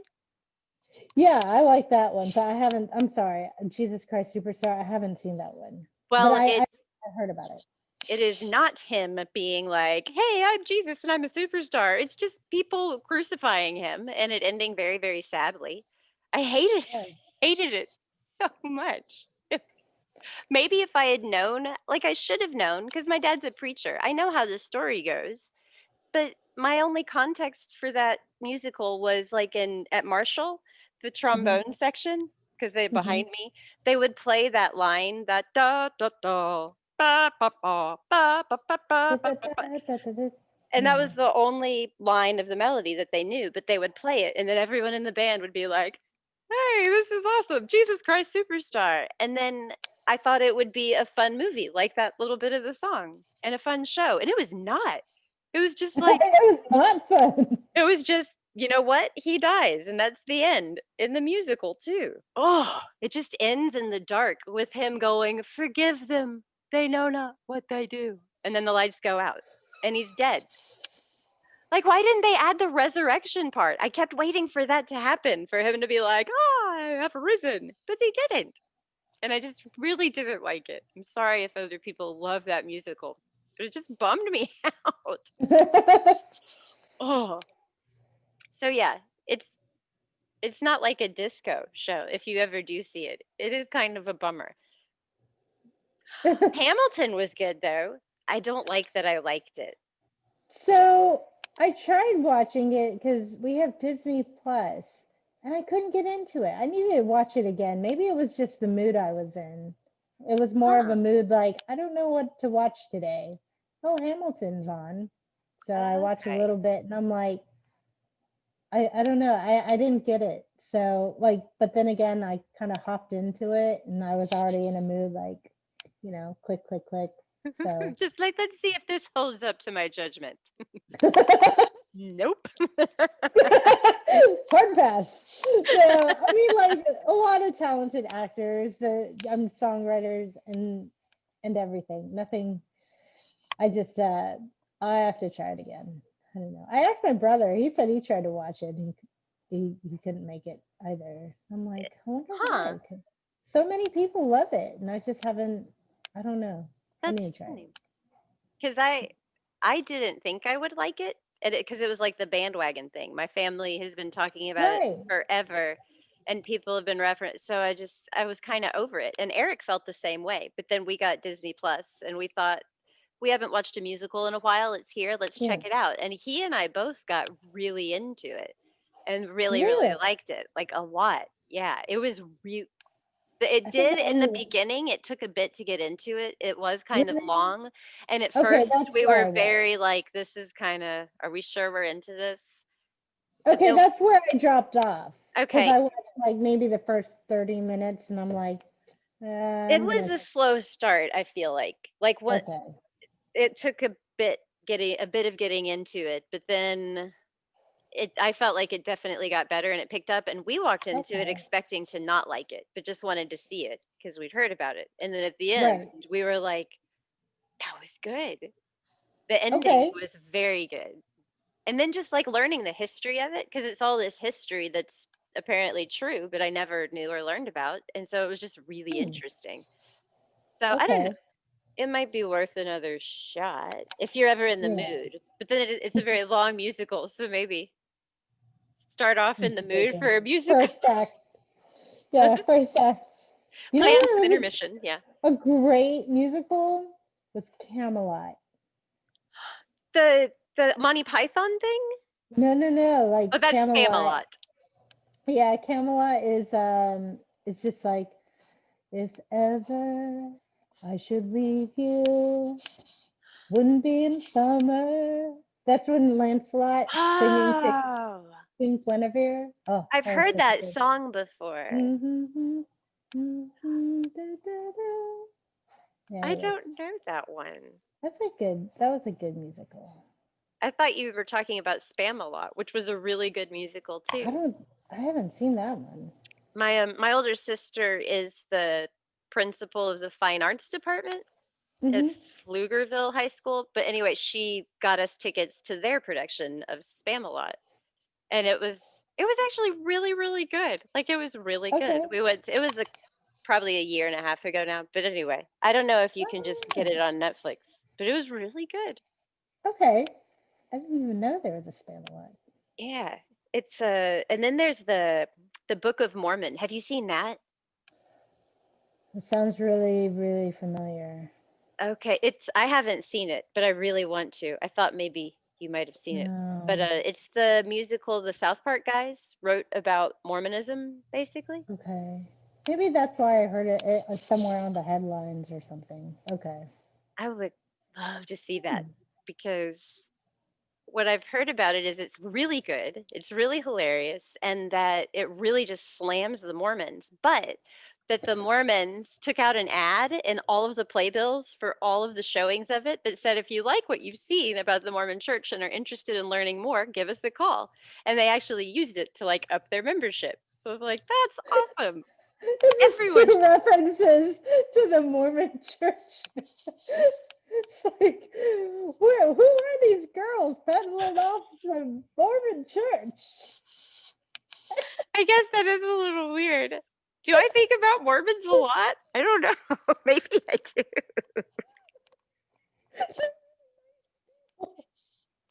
They are very nice. Nice. Oh my God. We're not Well, trying to convert you, we promise. it is oh, it's very interesting the things that they believe in. But I guess from, like, another perspective, the things Christians believe in are very weird too. Yeah, yeah. Really, all of this is about just me trying to talk you into being Mormon, but very slow. Sarcastic. Obviously. Man, Uh, did you ever get to talk to your dad about, like, different religions and stuff? Like, I never did that with my I dad, and I wish I had. don't think so. Yeah. I remember when I told him I was joining the Catholic Church, he had his reservations about that. But I think we talked about that in one of our earlier episodes. Um, We did. yeah. Did we talk about what your dad thought of it? I mean, I don't know. I just know he was saying pointing out the differences and of Catholic Church versus Presbyterian or yeah. So anyways, Interesting. yeah. I don't think he was excited about it, but At least you're making a thoughtful decision about your future, maybe? hmm What was it was the Catholics. It's this little thought and it keeps leaving me. I keep wanting to ask you. It had to do with the Catholic Church. Oh, the you saying that when you got baptized that feeling went away of something like following you. Oh yeah. Did that feeling ever feel similar to, like, that depressed feeling? Do you know what I because sometimes when I feel like I'm just down and depressed, it almost feels like there's, like, a monkey on my back. So I've been taking the approach of just announcing, like, "Hey, this is my space, so you need to get the fuck out.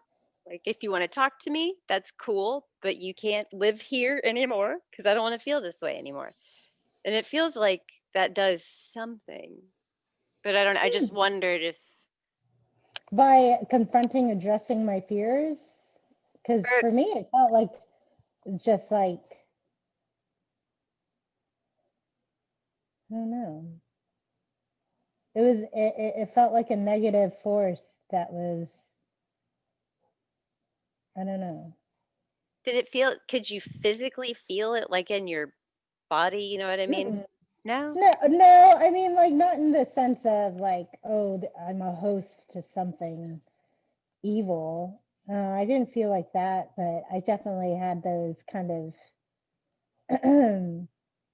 you know, times where I could hear something talking Yeah, to me, and that scared the living, yeah, out of me. So that's stuffing out of me. but it was something you couldn't understand, right? Yeah, and so Oh, it's just like interesting. that negative force that I was fearful of, and I feel like when, I don't know, and anytime like my pets would come up to me, like I would go to my parents' house and it would be as if the dog would always look past my shoulder, like it's like, is there something behind me? Like, Huh, I don't know. interesting. So Hmm. I just but then you think it got better or you felt it get better after you were baptized.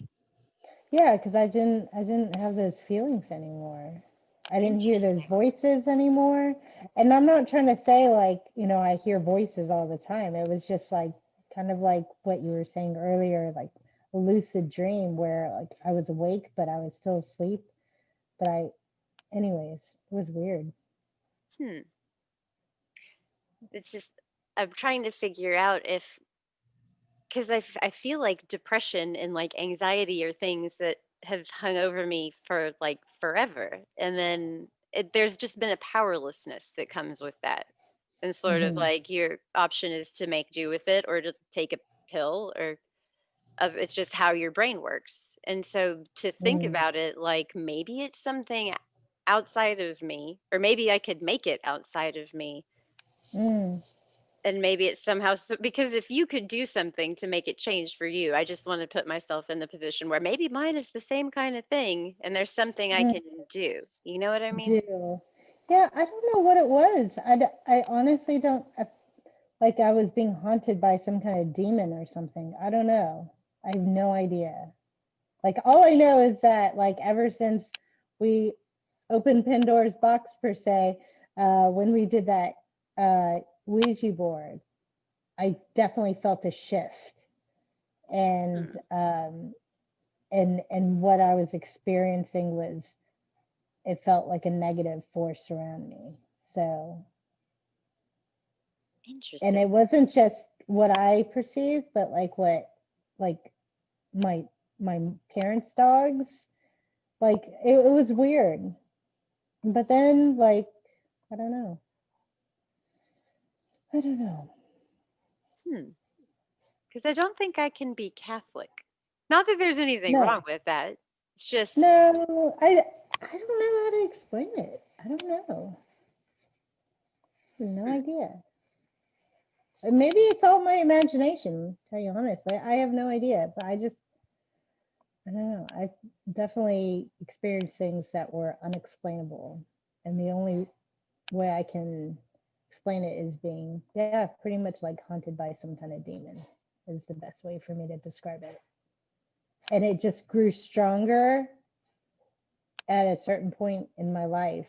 And that's when I started hearing the voice. And it's just like, okay, this has been around me maybe since maybe my youth. I have no idea. And it's never made itself like, it was definitely confronting me at a point where I was like, okay, I can't do this. Like, so it's weird. Wacky. Did you ever Yeah. talk to other people about it? Like, did you talk to a priest or anyone while it was going on, like before you got baptized? Mm-mm. Really? No. I mean, I went through reconciliation and, just, you did confession and confessed my sins and things like that, and bared my soul basically. So that when it was time and I was ready to Oh. get baptized, I don't know. And just, I don't know. When you do confession like that, do you do like everything you can remember? If it's, say, the first one you've done in your life? What if you forget something? Like, You can always bring it back up, I guess. But I suppose. I don't know. I'm not a very good Catholic. I honestly am not. I am not a good Catholic because I don't go to Mass every Sunday. I don't, yeah. well, at this point, I feel like it would be irresponsible to go every Sunday, I don't because of know. the COVID and stuff. I don't But tithe and I don't necessarily belong to any particular parish. So I'm one of those. Not to say that I don't pray. So that's just between me and God, I feel, I f you know? I feel like religion, or maybe it kind of at a necessity also because of COVID, but spirituality is becoming way more Mhm. personal, Yeah. like people can't physically go to church anymore. But Mhm. at least for me and a lot of the people I know and hear talk about it, it's becoming much more like a personal thing. Like, yeah, I Mhm. might show up to this kind of church sometimes, but I also believe stuff from this faith and I do this meditating and yeah. I don't Yeah. know. I don't know. I feel like the church needs to evolve to something different. Yeah. Or at least, I don't I don't know. know. I don't know how to describe it. Just like open in conversation to world religions and not judge others. I feel like there's definitely a mixed message. It's like, don't judge others, treat others like you would like to be treated, but you have to go through only this way only. And it's threading a needle. so, so I feel like it's just like, I don't know. One of the things, I can't remember who said it, but that I heard, and that just has always been a thing that floats around in my head, is that anyone who claims to have all the answers or have it all figured out definitely doesn't. So I just don't trust anyone who says, we have the way and we know all the things. Because then that just shuts down any conversation. And who has Yeah, it all figured out? I mean, it makes sense. And that's always yeah, how it felt with the interpretations of the Bible that I knew, which sucks because the Bible has some really cool stuff in it. Like, if you look at it more with the more open mind and less of a, I have to do exactly what it says in the words right here, or we will die and burn in hell and it will be terrible. And then there's just so much judgment baked into that. And then when you think about like the translations that they had to do and the people who translated before that, and it's a language where the letters mean numbers too. So maybe it means this. I don't know. It's just, it's an awful lot. It's a big leap to say, I need to go kill these people because of this book, what it says. But that might not be what the guy wrote down back then. And that guy didn't even meet Jesus. I don't know. yeah, None of those things were things I learned about in church. I learned about them later, but they feel like important information. yeah. But then I don't want to crap on people's Yeah, no, I mean, like it's hard because we live in a pluralistic, society, like where there are different religions, and we live in an information age where you're finding out more and more about spirituality, um, Buddhism, Islam, all of that is out there. And it's just, you can just find out more about it at the click of your finger. I want to read about Mormons. Right?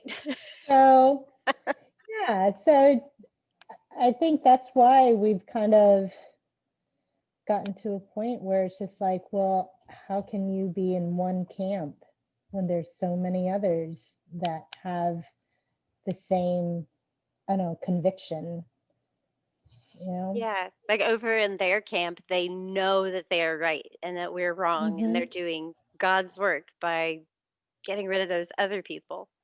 That's been But a there's, yeah, sorry. yeah. Oh no, it's okay.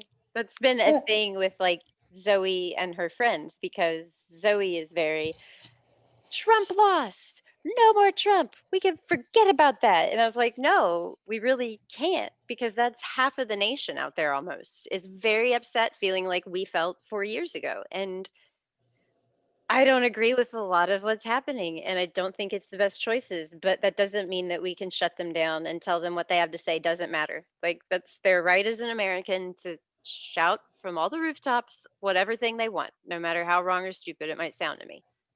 Because and that's a very difficult thing to, like, impart on her without it being like, "But that doesn't make what they're doing okay."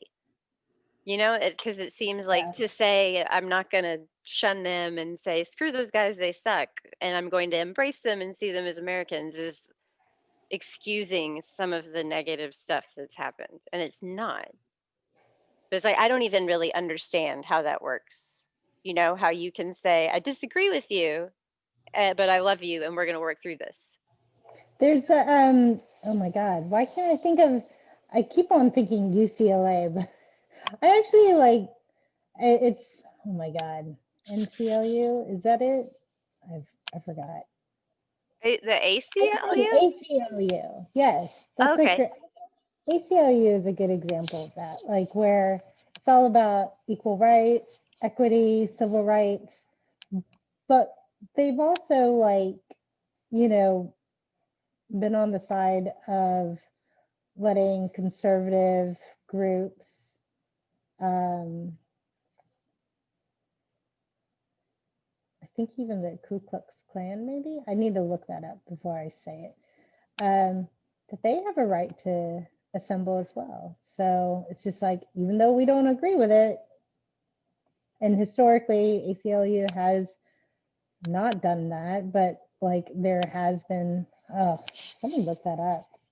It's frustrating, but I mean that's true, because if you silence those people, then you're Right. making freedom of speech not a thing anymore. And then Yes. also, usually when you silence people like that, they just get angrier and they just band together, and then we Yeah. can't talk about it and deal with it, you It know? was ACLU defends KKK's right to Wow. free speech. Even though historically ACLU does fight for the rights of immigrants, you know, Black Lives Matter, but it's rights to all. Yeah, So American civil liberties. Yeah, that's all yeah, Americans. I mean, good for them. I It's but important to stand by that principle. it's hard. I don't know how Yeah, they walk that gray line, but I but don't they, know. yeah, But they're right. I mean, it's you yeah, can't only exercise freedom of speech when you like what people have to say. exactly. And if we don't hear the very stupid things that people think, then we cannot talk about how stupid they are so that they can learn and not be stupid. Yeah. Because a lot of times I think it's just people don't know, you know? Yeah. I, I like the thing about the rabbi talking about comparing Trump to Hitler and saying, Yeah, I like, think hey, it that's was so. a, maybe it was a journalist or maybe it was a rabbi. It was in Jerusalem Post, but But yeah. that was a very good thing to point out. Like, Mm. hey, think about what Jewish people went through, because I'm not Jewish. I don't think, like, I've thought about the Holocaust. I know about it, and I've been to the museum. It's awful and unconscionable, but it just never occurred to me to think about it like that. Like, oh, then maybe that would offend a Jewish person who has Holocaust survivors in their family because this isn't the same thing. And Yeah. I'm sure I've said stupid things that would be offensive, but I just didn't know, you know? My daughter's alarm clock is going off. Oh, Yeah, I'm gonna go turn it off. okay, that's But cool. keep talking. I'm gonna mute it so you don't hear it so Okay. loud. Okay. She can't hear me. Patio's butthole. Wonder how crazy I can make myself look in that teeny tiny box. Like a pong. Boop, boop, boop. How is being a pong? The ping pong game. Yeah, the video game where it hits over here. Yeah. Like boop, boop. 'Cause I'm in a tiny box up there. Goodness. Is it that cold in your I house? am, well, Lucky. it's not. It's like 68 in this house, which is it's actually pretty warm, but like I'm just cold. It's like a chill in the air, I guess. Man, I'm very envious of that. I miss the cold. I miss the snow. Oh. Oh yeah, I bet. Yeah, and the mountains too. Like sometimes if the Mm. clouds are just right, I'll look out there and I'll think, "Oh, there's Mount Rainier." And then I remember, "Oh yeah, I don't live there anymore." Does that ever happen to you? Like with do you know what I mean? Not even just with like looking out at mountains, but where for a second you forget where you are. I just sound crazy. Sorry. Like I remember like waking up like either at your house or if I did to spend the night, or even when like I go to a hotel and I'm traveling Uh, and you wake up and you're like, oh yeah, that's a weird one. Like yeah, when I was moving from South Carolina to Washington, because it was a different hotel every night, that yeah. would get really weird. You told me a creepy story too. In Montana, was it? It was how do I keep turning the volume on these alerts off, and apparently I'm not turning it off. I'm Oh. sorry. So yeah, you gotta tell that story. Like That's a good one. I'm still skeptical of I don't know. Okay, so I was driving through Missouri and it was crazy bad weather. It was like tornadoes, lightning, thunder, my dogs, all my crap in the car. So I got to the first hotel out in the middle of nowhere in the crap weather. Like, yes, so happy to be at the hotel.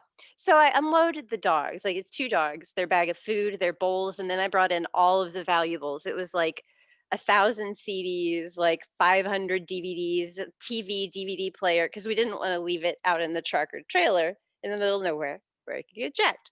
So I load all this crap into the hotel room. And it was a very empty hotel. And then it's like, cool, we're going to go to sleep.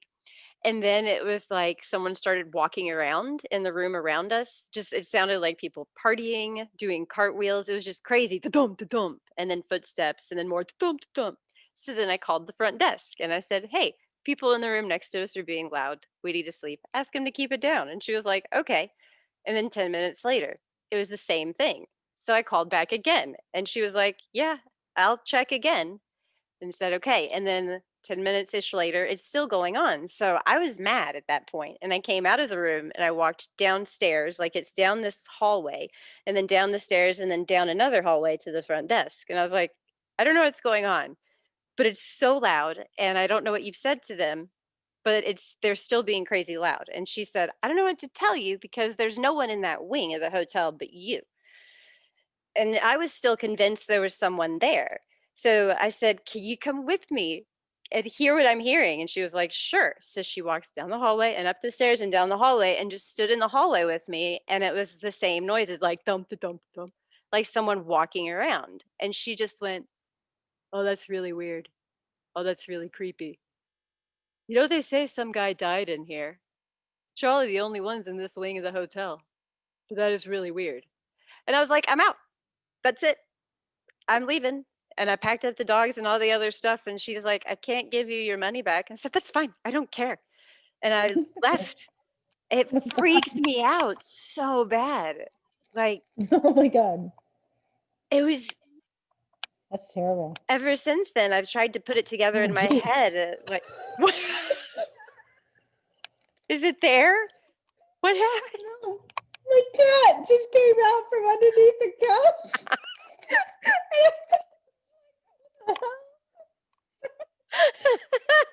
Ghost stories and stuff. Sorry, I spit out my Cheeto. Oh no. That's so awesome. Your cat's like, but yeah, that was at a time in my life when I was very skeptical of like that Ghost Hunters show. I think I'd watched that and they just never find anything. They hear a lot of noises and they go, "What was that? Never mind, it's gone now." And then nothing happens. And so I was like, "Whatever. Ghosts are malarkey." And then that whole thing freaked me out. So I don't know what that was, but it was something. So where the lady that worked there was like, "I don't want any part of this." So yeah. That is Like what creepy. is that? Like, and since that happened, I've tried to rationalize, well, it was a really crazy windy night and there were tornadoes happening. So it could have been something hitting the thing, but it was a big open like field and there were no trees anywhere like within miles of that hotel. There was Maybe nothing. there was a raccoon up there or something. I wondered about stuff like that too, but from what I remember, the sounds were so to me, I was convinced there are footsteps of like a large human person. Like it would have been really loud for a raccoon, it seems like. It's like a really big raccoon.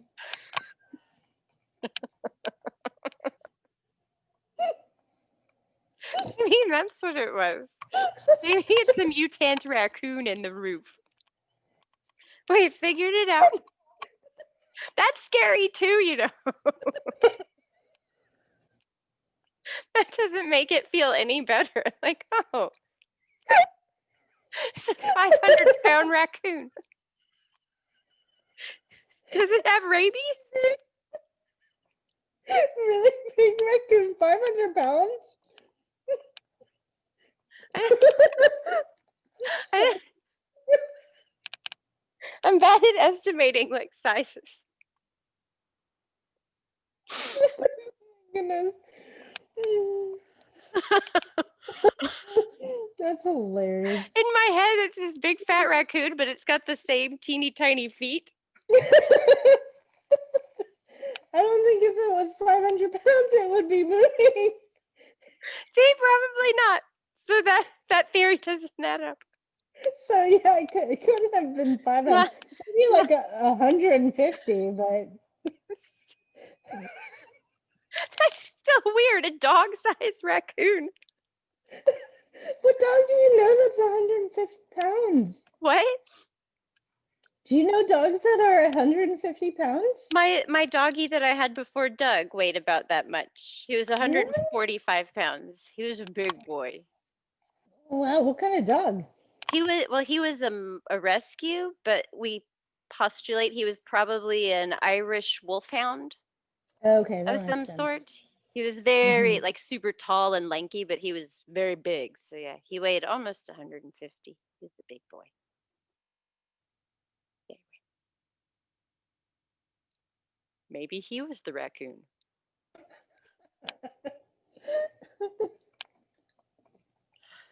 Oh, The cat. oh, He's like falling asleep by the fire. oh, he's falling asleep. It looks like a I'm so over this face kind of from here. I can never tell Yeah. with cats. Oh, Oh, that looks so cozy. he is cozy. Pretty kitties. Yeah, well, I don't know how we can top off 500-pound raccoons. I told Jada 10 more minutes. That was Oh, okay. like 15 minutes ago because or no, it wasn't 15 minutes ago. It was before the ghost story. Because when I went that way for her alarm clock, she had turned it off. And she was Ah. looking at me like, one more time, like Oh. 10 more minutes. Oh. So She is so sweet. Does she not have school on Fridays? Or she not? does. She does, but I mean, it's, online learning stuff. So hopefully she's logged in and started some reading, because like after a certain point of the day, she doesn't have access to the library books on Epic, Oh, which is frustrating, but interesting. because it's a class code for her to be able to access this app called Epic. And so I guess they only have it accessible from this time to this time. And if you want it after school hours, you have to actually subscribe to it. Oh. Yeah. Oh, the tangled webs. It's just, it seems like they could just have it like there all the time. Mm-hmm. Hmm. Oh, well. I feel like I complain too much about it's so easy though to complain about things like that. But I'm trying to do better Yeah. about that and just Yeah. But I mean, I do think about the families who are working during the day and then they can't work on these things with their children until, especially if they're younger, hmm. um, until after they get off of work, and then they can't even access it. It's not, yeah. Yeah, that is pretty lame because that's got to be true for a lot of people. Like even Mm-hmm. for us here, like we try to do work stuff, during Mm-hmm. business hours. And if we do it during the business hours, then that's Cavern's whole school time. I don't think Mm, he's got some stuff like that. I don't know. yeah. That's weird though. I think, but Mm, then I feel like maybe people are doing the best that they can and it's not all going to work perfect. But yeah, that is a kind of a weak spot in the yeah. whole plan. But then again, you have your local library, get a library card, and then Oh, you can access things on OneDrive or whatever your library branch has.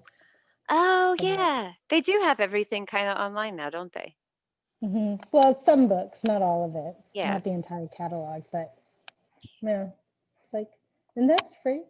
Get your Support your library, local library. They Dude, have great libraries programs. are awesome. Yeah, We like yeah. Zoe and I had a whole summer where we just did library stuff because they had all these cool free events and it was one of the funnest summers. It was so cool. We got to see some bands and like magic shows and Oh, fun. like a reptile demonstration. It was all the library because it was free. It was That's what, yeah, those toddler years, I remember taking Jada to, reading, and it was like a toddler, whatever like class. PJ story time. Did you have that? They We would didn't have PJ. but like they would do just story times at the It would library. just be story time and music, and it just Yeah. got your children engaged, and with a shaky egg, and Yeah. there was always a song that they did in the beginning, and it's like something, open your book and take a look. Like the Reading uh, Rainbow song? I, it wasn't the Reading Rainbow song. Oh man, I should ask Jada, she might remember it. Yeah, I forgot it. I'm thinking really hard now. I'm like, now I have Reading Rainbow in my That's what's head. in my head too. Sorry. I know. Sorry. I don't know. It's like you put your hands together and you open a book, and then you put on your glasses and take a look. I forgot. Anywho, I'm really thinking about this. Anywho, It's funny yeah, because I'm library's great. thinking about it too, but I'm not gonna know because Yeah. but there is still that part of me that's like, I could figure this out. But Scared. yeah, I mean, they have so much there. They have, obviously the computer lab and books and the stacks, Hmm. but they, at least ours, that had, well, the one at our old neighborhood. I haven't really explored too much of the one down here, but they had games and, learning tools and, kind of like a play zone for Hmm. them to learn. Hmm. They're pretty awesome. The library in Buda, they just redid it like probably right when we moved here 2, 3 years Hmm. ago, and it's super nice, and it's got a giant kids area, and yeah, Oh, nice. Oh, here she is. it's Jada. It's a cheetah. Have Hi, you logged in? Jada. Mwah. Log into what? Log into Canvas. Oh, well, You I need guess to we'll go. let it go. Yeah, that's my cue. She hasn't logged into Canvas yet. So it's like, oh, we gotta get your schoolwork done. It's nearly lunchtime. I never even ate breakfast. You haven't had breakfast? Daddy didn't make you anything? No, it was in a meeting. Okay, well then I You gotta go definitely. eat, yeah. Yeah. Feed that poor baby some food. Oh my goodness. You know, you could have gotten some strawberries out or made a little bowl of cereal.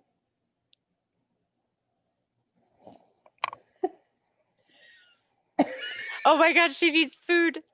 She's wilting like a flower. I will talk to you next week. Wait, yeah, are we talking next week? Sorry. Or Yeah. Okay, Friday after Thanksgiving. Happy Yes. Thanksgiving. Yes. Happy Thanksgiving. Have a good weekend stuff. And I will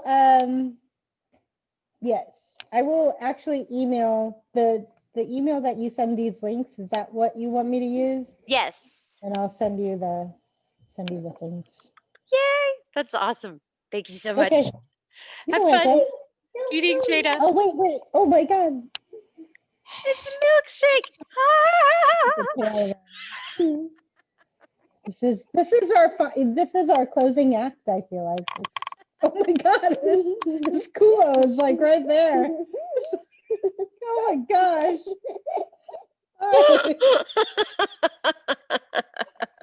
Look over. It's like my lips are like an inch away. Why didn't you warn me? Oh my God.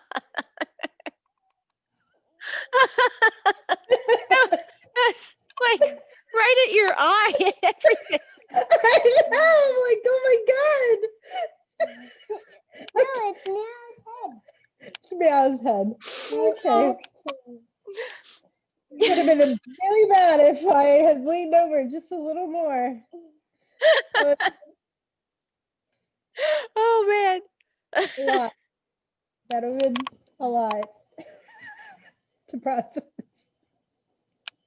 For you and the cat. It really changed your relationship. Be careful. And then you should quit.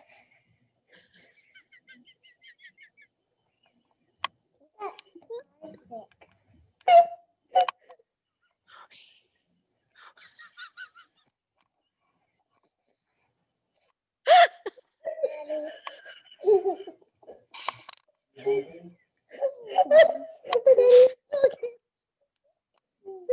Hi. Hi. Jerry. He has no idea what just happened. What could happen. Okay, she wants me to go now.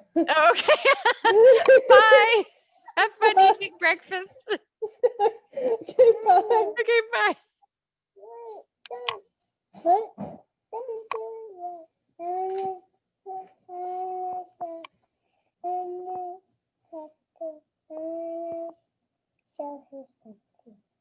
That I made. Oh, you want to show her something you made? Oh. Okay. I'm Ugh. excited. She wants to show Like- me stuff. Slumping down from laughing so hard. Oh Oh my God. like I don't understand. Like your family is very good with boundaries, apparently, because nobody ever like. It's just because Catherine is tied up doing schoolwork and Eric has the dog. If they were down here, they'd be all up in it.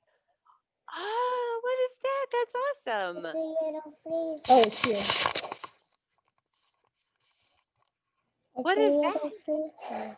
It's a yellow freezer that Is- you can that you can bring around with you. Oh, You just need to put ice in it though. oh, very cool. Do you have things that you want to keep cold and put in there? Like ice cream, like ice, like drumsticks. Oh, those are good. The drumstick, the ice cream cone? Yeah, those are good. Me It's and very, mommy like them. yeah, those are really good ones. I like them too. Yeah. That is an And out like chocolate ice cream cups. chocolate ice cream cups. Do Did those you sound make good this too? for? Huh? What class did you make it for? I made it for engineering. Oh, cool. I think one of the wheels came off. Oh dear. Oh, it did. We'll have to fix You can that. probably fix that. Yeah. That we did Lego wheels, and then what is it called again? This plastic Just thing, like a Tupperware. Tupperware thing, and then tape, and then a shrink for the handle. Cool. Did you decorate it some with stickers too? Yeah, like Those are this cool. one, Oh, I like that one. and this bubble in a bow, and then this parrot. Those are awesome stickers. They really bring something extra special to your engineering project. That is super awesome.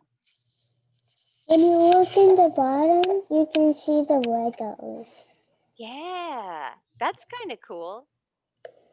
And then if you were moving and you were in the bottom, you could watch the floor going by a little too. Yeah, But that would have to get very small, but it would be fun. That's a cool mobile freezer that you made.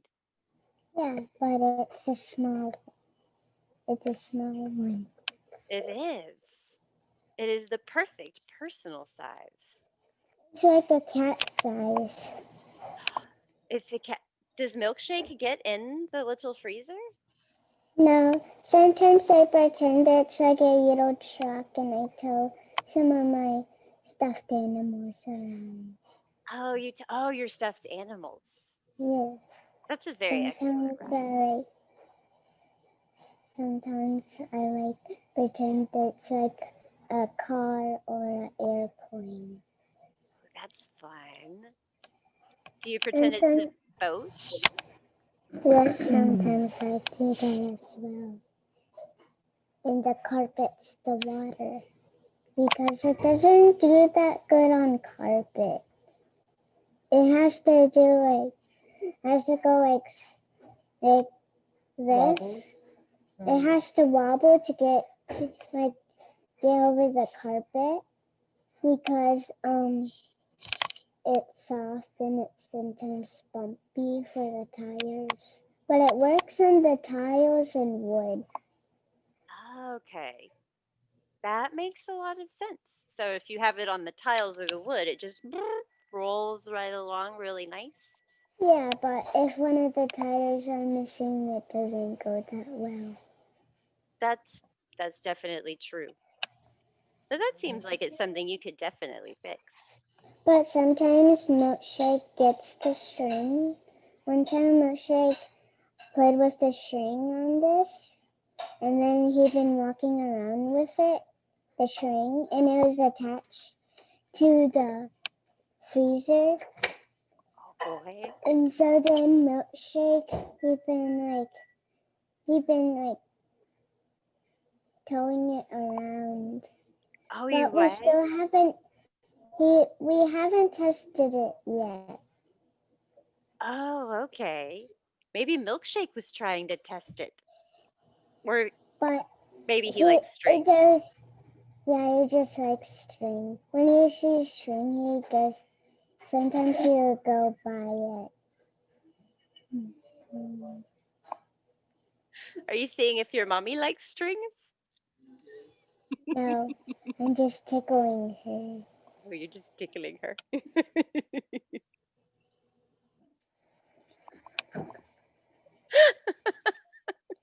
Are you ticklish too, Jada?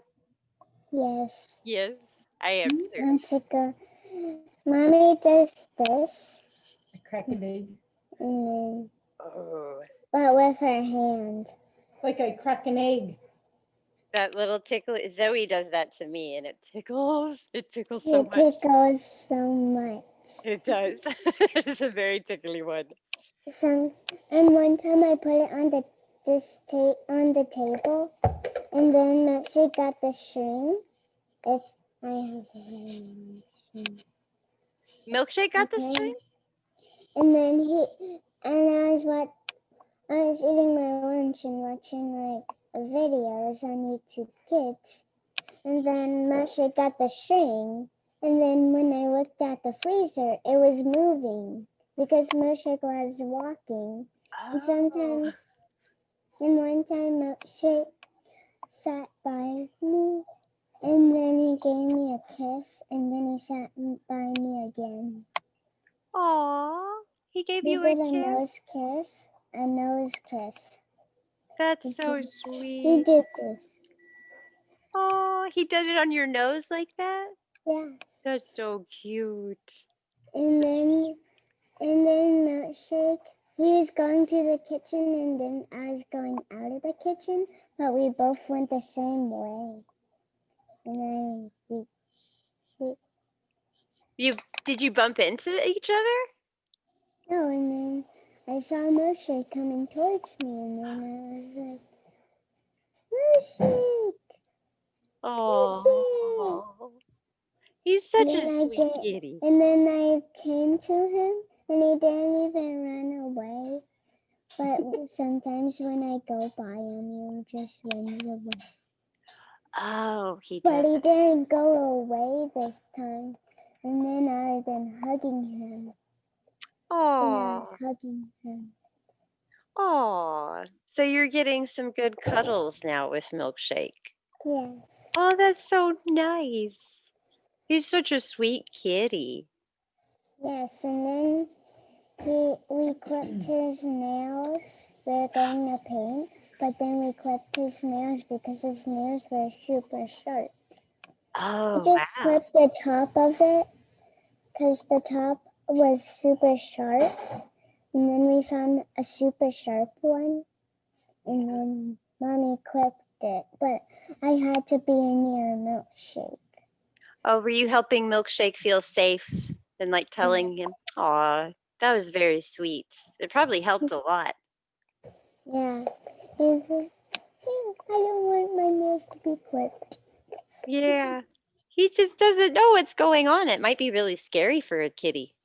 'Cause they And don't. now we know why Milkshake doesn't like car rides. Oh, yeah?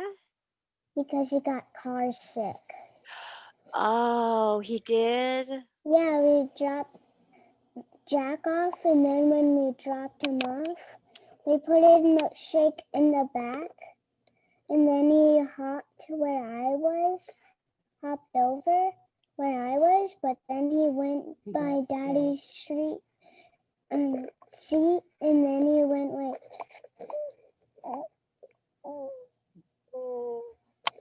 he's like, yeah, he was super scared. Oh. Then when we went home, we left him just for one day, which was when he got sick. So we just left them just going around, and then when the next day he felt better. Oh, he And he did. had That's some good. foam coming out of his mouth. Oh. From when he was getting car sick? Yeah, and Yeah. then he's like Oh. He's feeling yucky. in Mommy's car. Oh. And Mommy always wants her car to be clean. But it never is. Yeah. It Because never of is. me and Jack. Do you guys have a lot of Yeah. stuff? Yeah. Yeah. Sometimes we snack in Mommy's car. Zoe and Cavern, they snack in my car too. And I find crackers and peanuts and raisins and all kinds of exciting things down on the seats of my car. They just get dropped and then they fall down and they collect rot and they're there forever. I found an old French fry once. No, an old friend. I didn't eat it. I threw it away. But it was gross. Yes, it would be gross. Do you ever leave old French fries in your mom's car? No, No. Just other stuff. yes. Yeah. Like my cat ears for Halloween. Oh, are they in your mom's car right now? No, Oh, okay. because I wear them for Halloween already. Ah, you did, didn't you? I got to see them. Oh, yeah, I got to see you and your mom. You both put them on for a minute. The cat ears. Yeah. Yeah. And Mommy, we went to the UPS store, and then she dropped off, her blender to send to you. Yeah. Oh, you got to go to the UPS store to do that? But Mommy only went in. Okay. That's pretty fun. I'm very excited. The juicer, the package got here yesterday. So we're Yeah. very, I actually haven't opened the box up yet because Oh. it scared Doug a little Did she bit. already get it? Oh. Did she get it? Yeah, Yes, she got it yesterday. Oh, wow. That was Uh-huh. fast. it That was.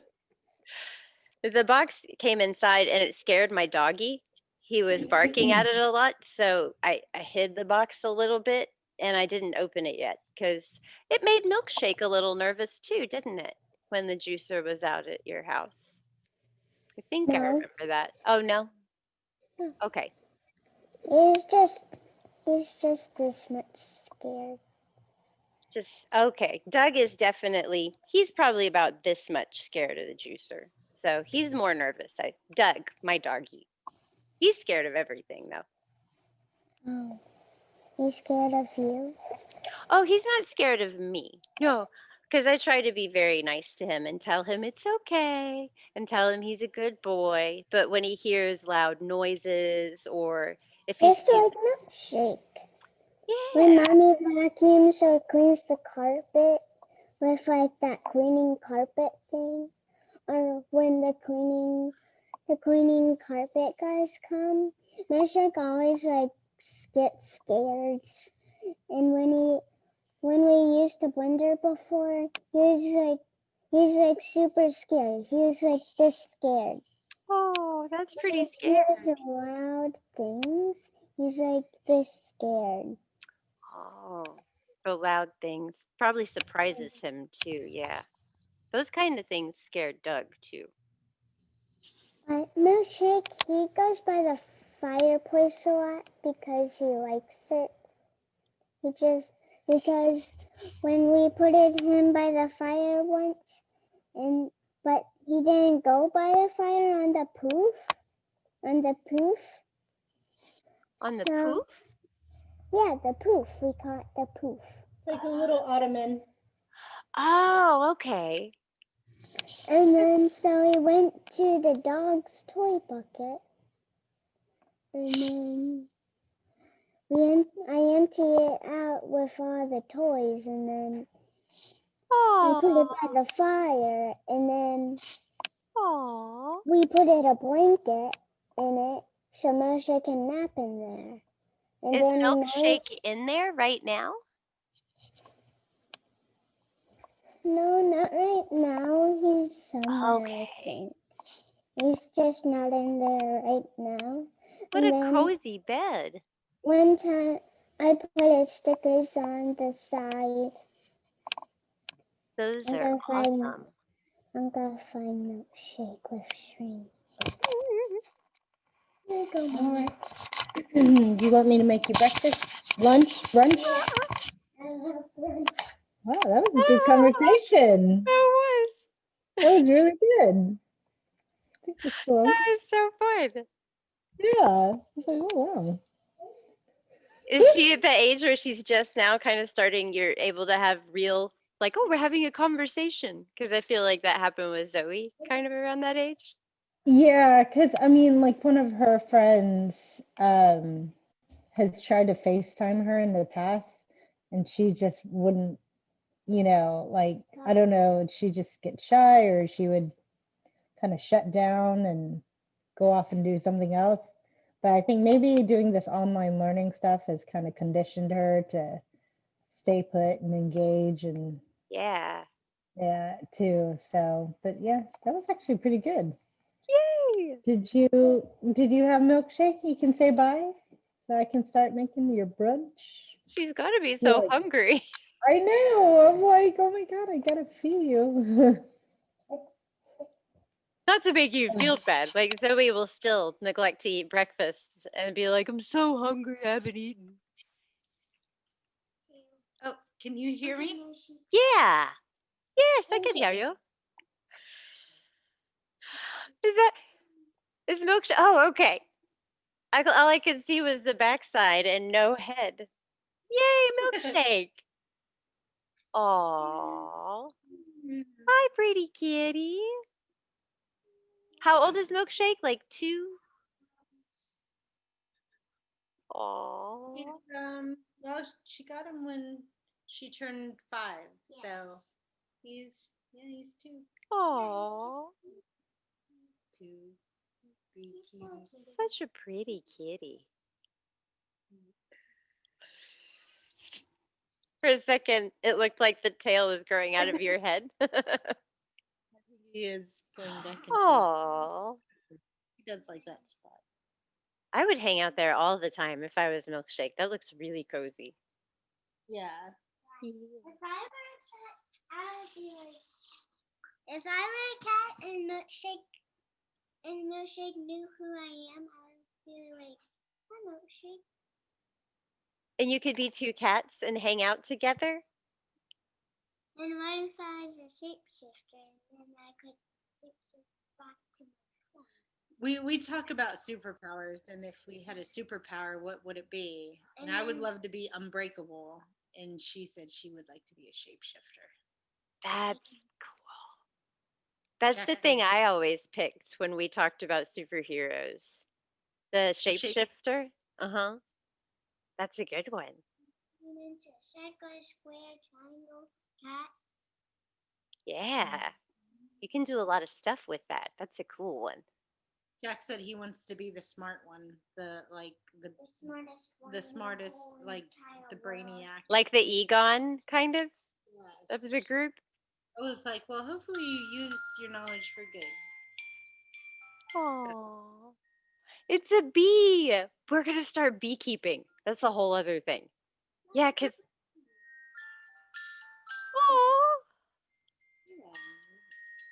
It looks like a light bulb kind of too. That's super cute. Aww. I'm gonna let you go. Okay. I'm gonna feel bad if I like let a minute go by. to... Yes. Yes, I know.